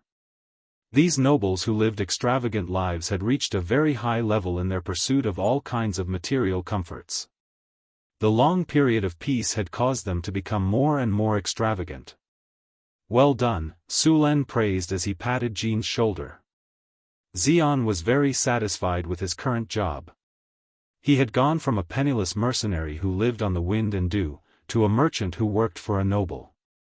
This huge change made him extremely grateful to Su Luan, the man who had bestowed him with all this. This is all thanks to your guidance. I only did the most basic things, Jean said respectfully. As one of the first mercenaries hired by Sulen to expand his territory, Jean had personally witnessed how Sulen cut through all obstacles and established a firm foothold in this dangerous wilderness. Then, Sulen led the barbarian warriors to victory after victory. In just 2 short months, he had built a town from nothing and excavated a gold mine in this barren land. Now, Jean believed that he was witnessing the rise of a legendary figure. Being able to follow a legendary figure was also a great benefit to him. Perhaps he could use this opportunity to rise from a commoner to a new noble. Jean, no need to be humble. I know your hard work. Sulen nodded at him. After working as a merchant for a while, Jean's negotiation and trading skills had improved. This was the most obvious change. Monseigneur, only a few of the nobles we bought this time have skills. The rest of the slaves can only be serfs or handymen. I'm sorry, Monseigneur. Most of the artisan slaves with skills have been bought by the nobles. Slaves with skills were in high demand in the slave market. They were basically monopolized by the merchants and nobles. Others could only pick up the leftovers from them. Sulen was able to buy dozens of artisan slaves because of his noble status. There are more than 300 slaves. Divide the artisan slaves according to their skills. As for the rest, let them build roads. Sulen quickly arranged the slaves' jobs. Monseigneur, many people have been asking about our supply of sugar in Cult. I've followed your instructions and told a few merchants. They've decided to come to our territory to trade. Alright, I understand. Sulen released the news to attract other merchants. He wanted more people to compete for the sugar. Of course, other than the sugar, the arrival of many merchants would also lead to the discovery of the territory's commerce. This was very important to Sullen's territory. As for the sugar, he planned to take out 500 pounds of sugar every month to trade. The 500 pounds of sugar would be divided into 5 portions and auctioned off one by one. The highest bidder would win. To prevent the merchants from secretly colluding with each other to suppress the price, Sulen used a secret auction. The price was kept secret. Each person only had one chance to bid. This way, even if they had discussed the price beforehand and divided the shares, it would be useless. In order to not be eliminated, they had to raise the price. The merchants did not follow Jean to Northtown Castle. They were prepared to come together. For the upcoming trade, Sulen gave the slaves priority to build roads to the market. At the same time, the roads in the territory began to expand. In this era, it cost a lot to build roads. Sulan required the roads in the territory to be at least stone. Some places even needed to be paved with stone slabs. The roads would not be dusty on a sunny day or muddy on a rainy day.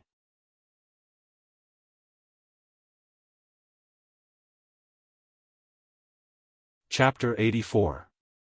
Apart from roads, Sulan also started to build a water supply system for his territory. Although he had been in this world for more than 10 years, Sulan was still not used to living without running water. In this era, most cities relied on well water, and well water could be bought with money. Having a sweet well in the city was a stable source of income. Of course, some poor people would choose to fetch water from the river, while the nobles would choose to get water from the nearby mountain springs. Because it wasn't easy to get water, people in this era rarely took a bath. It was considered hygienic for a commoner to take a bath once a month. Su Luan couldn't accept his barbarian warriors not taking a bath for a month. These energetic burly men had to patrol and sweep the wastelands every day, so it was inevitable that they would be covered in dust and sweat. Therefore, Sulan forced them to bathe every day. Of course, this request was unanimously supported by the barbarian women. Now, even if Sulan did not supervise them, the barbarian women would supervise their husbands. If they did not bathe, they would have to sleep outside for the night. When Sulan came to the riverside to inspect, he saw a group of naked men and children jumping into the red sand river to bathe. The weather was not cold at this time, so it was not bad to bathe here. It would not be good if it started snowing.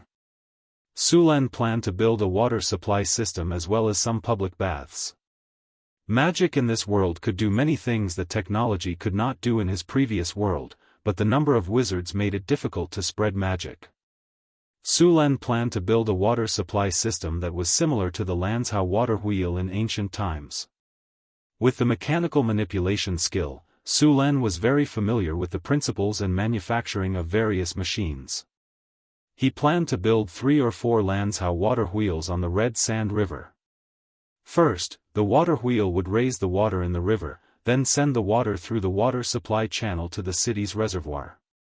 The reservoir had to be built at a high place, or the water would not be able to flow.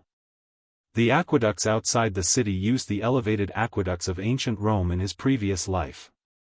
In order to ensure that these aqueducts were sturdy and durable, Sulan used mud to stone to reinforce these aqueducts. The aqueduct was built from the river all the way to the outskirts of the city. Sulan thought about it for a while and decided to build the aqueduct outside of the city. The main reason was the expansion of the city. The northern fortress was not that big at the moment. It was only 500 meters long and wide. It was not crowded with thousands of people living in it. However, as the population of the territory increased, the current size would not be enough. Therefore, Sulan had already planned to expand the town. This time, Sulan planned to double the size of the town in all directions. This way, the area would increase by 4 times and upgrade the town into a large town that could accommodate 5,000 people. The length of the aqueduct from the Redwater River to the city was more than 5 kilometers. Because the city was much higher than the river level, these aqueducts had to be built as elevated aqueducts. It was very difficult to build an elevated aqueduct. There were no architects in the territory who could build such a big project. Sulan had to do it himself. After all, he had been in this world for 10 years and had received proper aristocratic education, even though he was only an observer. The education of the aristocrats in this world was very strict. They had to learn etiquette, geography, horsemanship, literature, architecture, history, martial arts, and so on. Sulan had learned all this knowledge seriously. Although he did not spend too much time on architecture, he was confident that he could build an elevated aqueduct with the theories from his previous life. The aqueduct was about 60 centimeters wide and the reservoir was 50 centimeters deep. The highest point of the aqueduct was 30 meters from the ground. The diameter of the water wheel was 35 meters. In order to build such a water wheel, Su Len personally brought people to the Sierra de Lotus to cut down the iron oaks that had been growing for hundreds of years. Iron oaks lived in cold environments. The wood was hard and did not easily deform. It was also resistant to corrosion and did not burn easily. It also grew very slowly. It would take at least 200 to 300 years to grow to 40 to 50 meters tall. The water wheel built with this kind of wood was light and durable.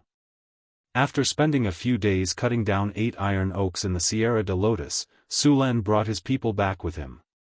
In order to cut down the iron oaks, Su Len brought people to exterminate 2 Jackalan tribes. Su Len had seen the Lanzhou water wheel in his previous life at the water wheel park. When he saw it up close for the first time, he was very shocked. The water wheel, which was 20 to 30 meters tall, was driven by the flow of water. It did not rely on steam or electricity to raise the water level of the river to 20 to 30 meters. The structure of the water wheel was not very complicated.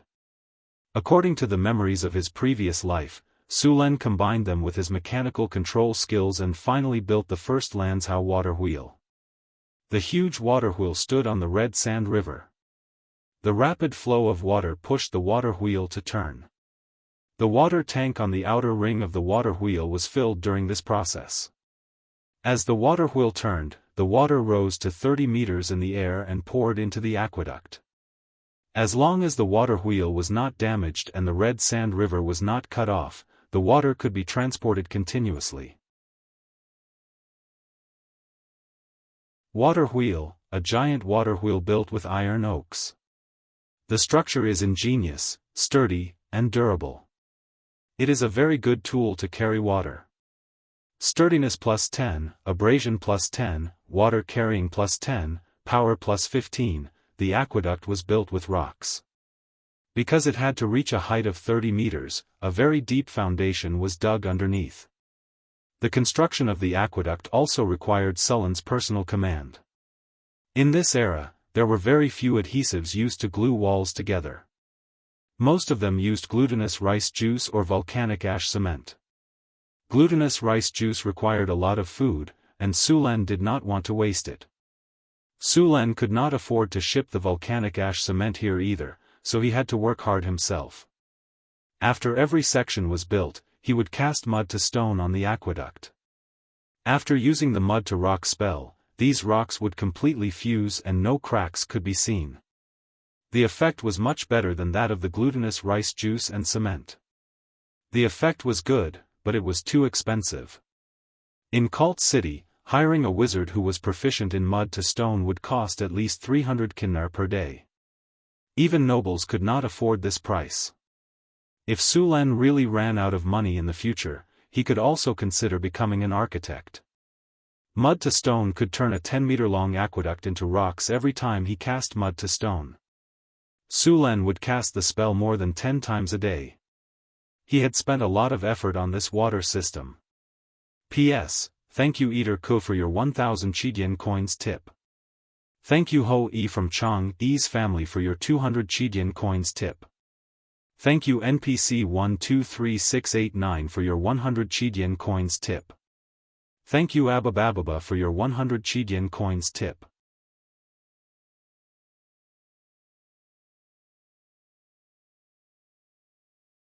Chapter 85.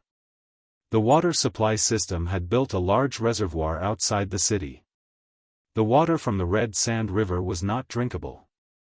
Although the water was clear in this era, many people drank it directly.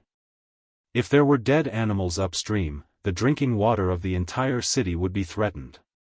One of the reasons Su Len built the reservoir was to disinfect the water. The reservoir would be lined with pebbles, fine sand, and charcoal to filter the water. Of course, these could only filter out the impurities in the water. Su Len also prepared a fine net made of pure silver. After a few steps of filtering and disinfecting, the water source would be safe. It would take a long time to complete the water supply system. While the water supply system was being built, the caravan from Calent City arrived. After Jean left Calent City, Fernand was the manager of the caravan sent by the Fiery Bird Chamber of Commerce to the northern fortress. At the same time, he was also the biggest merchant among the 8. The Skylark Chamber of Commerce, which had already cooperated with the northern fortress, was also among them.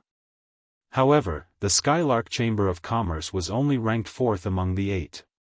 Other than Robert from the Skylark Chamber of Commerce, there was another person Su Len knew. He was the manager of the Bohemia Chamber of Commerce, Owen.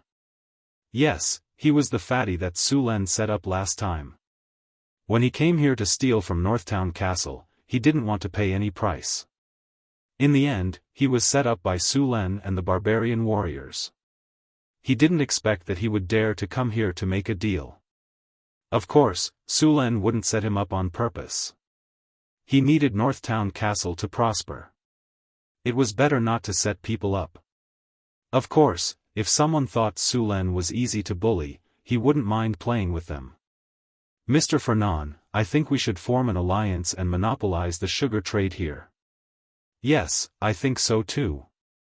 As long as we can monopolize the sugar trade here, we can easily double our annual profit. I agree. The other managers all agreed. They already considered the sugar trade in Northtown Castle to be theirs. Since everyone agrees to monopolize the sugar trade, we need to divide some shares. Fernand nodded. Closely after that, Fernand glanced at the managers of the other 7 chambers of commerce before saying bluntly, I want 20% of the white sugar. You can negotiate the remaining 80% among yourselves. The other 7 chambers of commerce did not have any objections to this. Clearly, this was already the norm. Following this, the 7 chambers of commerce began to continuously negotiate and quarrel for a larger share, causing the entire scene to become extremely heated. Fernand didn't intend to interrupt. Instead, he took out a pair of delicate scissors and carefully trimmed his nails. It wasn't until the managers of these chambers of commerce decided on the shares that they began to speak. Since we have already agreed on the shares, then let's confirm the purchase price. Robert, how much did you pay for Kinnar last time?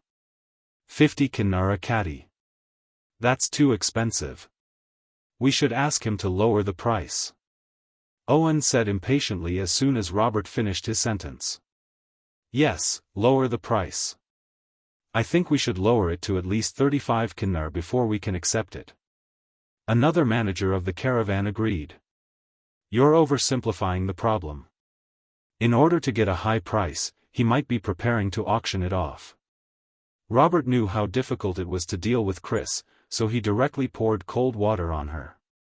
So what? We've already agreed on the price. If it's higher than that, we won't bid. Yes, let's do that. The group of people agreed. What if he's not willing to sell? One of them suddenly asked. Simple. If he dares to reject the deal, then we'll show him the power of our 8 chambers of commerce. I think he'll agree. The others laughed. As the 8 biggest chambers of commerce in Cult City, they controlled more than 60% of the city's trade. They had the right to say that. After the discussion, they held a small banquet before they went to prepare the caravan for the Northgard fortress. Su Len didn't know that the 8 chambers of commerce had already agreed to monopolize the sugar trade.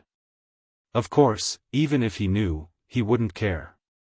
In his opinion, the alliance of these people was not reliable at all. A small external force was all it would take for the alliance to fall apart. The 8 caravans arrived at Northgard Castle. Other than Robert, the other caravans were shocked by the sight of Northgard Castle. In their minds, this small territory in the northern wasteland should be even better than the countryside in the north. However, when they arrived, they realized that although the town was small, it was unusually clean and tidy. The roads were all paved with stones. There were drainage ditches on both sides of the roads. There was no stench of feces in the air. All the houses were neatly arranged. It had a different kind of beauty to it. Everyone was informed of the rules before entering the town. It was the first time they heard of such complicated rules. Many of the guards and mercenaries found it hard to accept. Which city had a rule that one must walk on the right when walking? What was a small, broken town like this? In the end, after the two barbarian axe warriors taught the restless mercenaries a lesson, all the caravans agreed. They couldn't do anything about it. Who would have thought that the two barbarian warriors could take out more than half of the guards and mercenaries of a caravan? After knowing the strength of Northgard Castle, even the managers of the caravans became obedient. After a show of strength, the caravans were arranged to stay at the trading market. Su Luan did not have much interest in the arrival of the caravan. He was now busy building the water supply canal.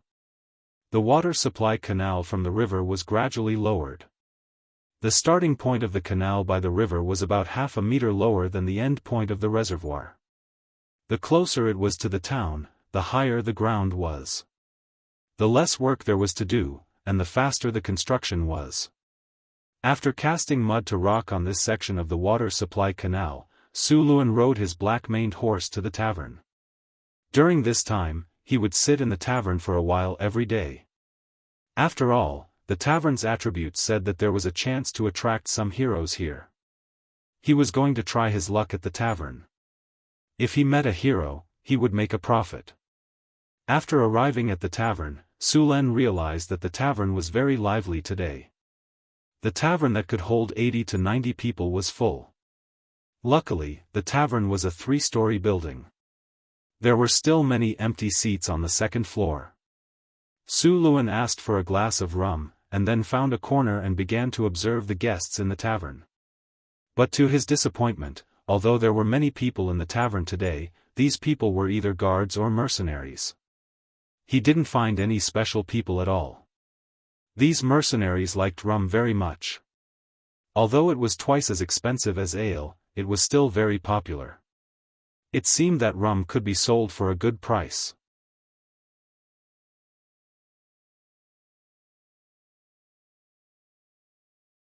Chapter 86.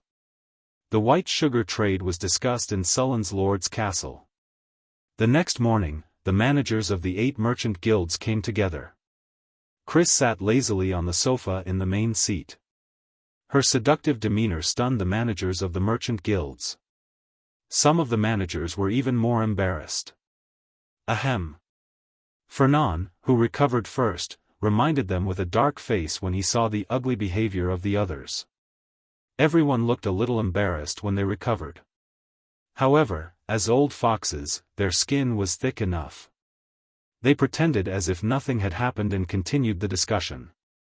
Welcome to our Northtown castle.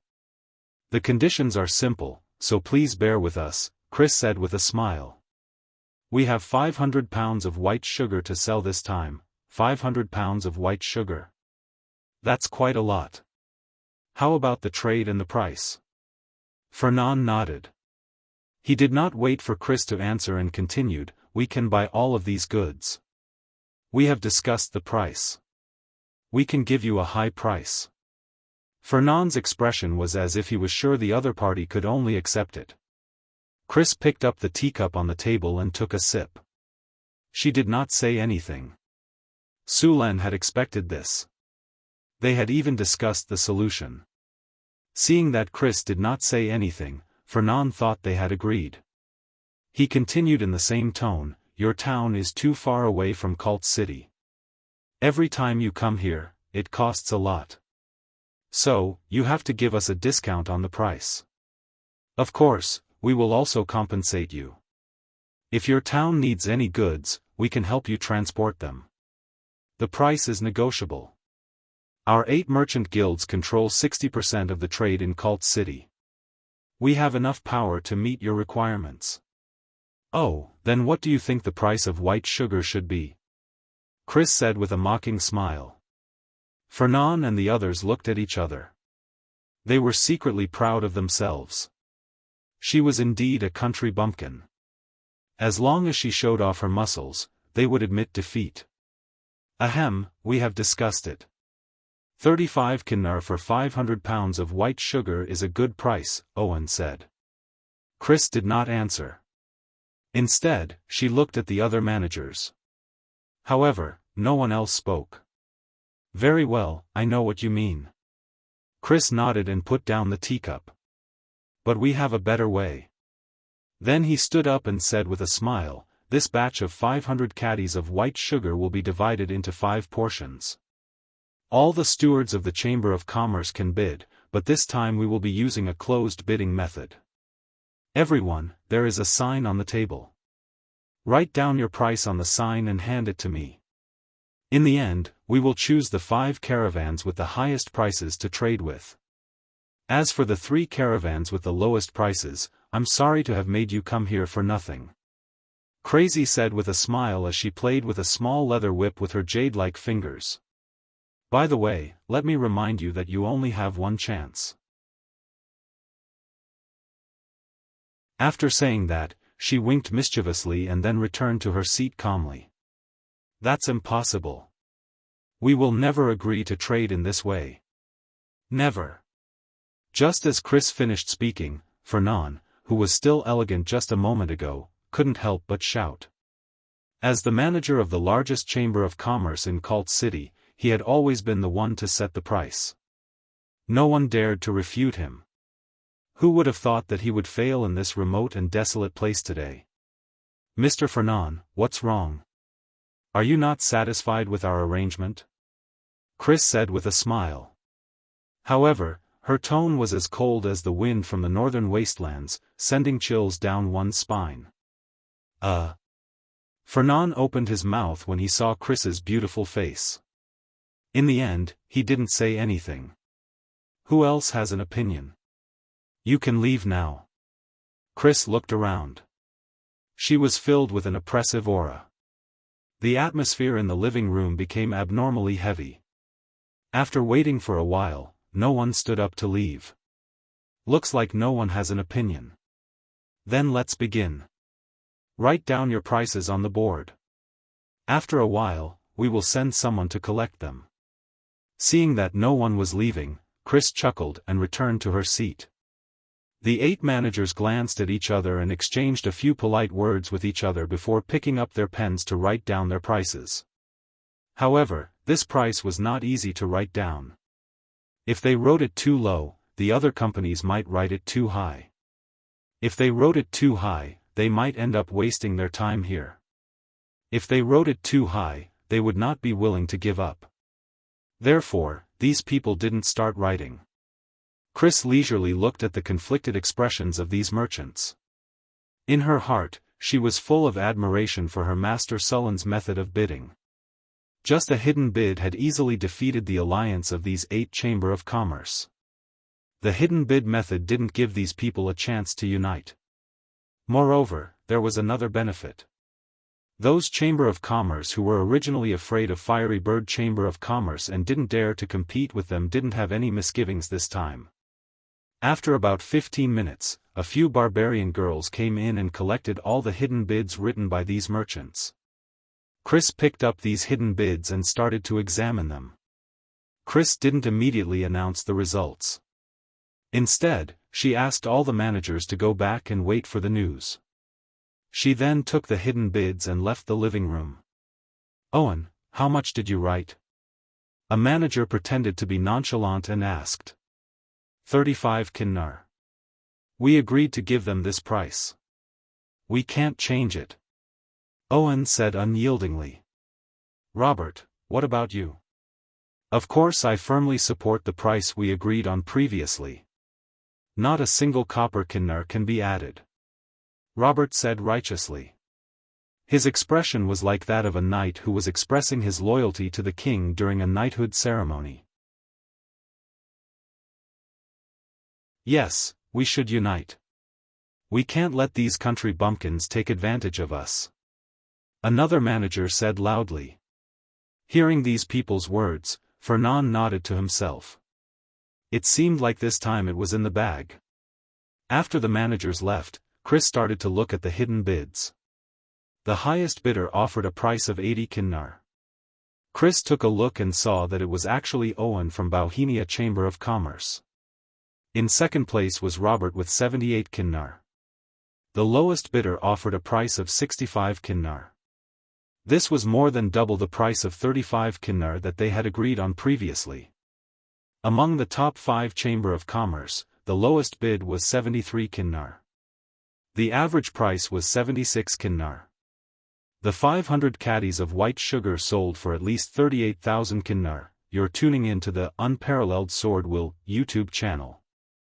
Don't forget to subscribe and join us on this journey to catch the most captivating stories.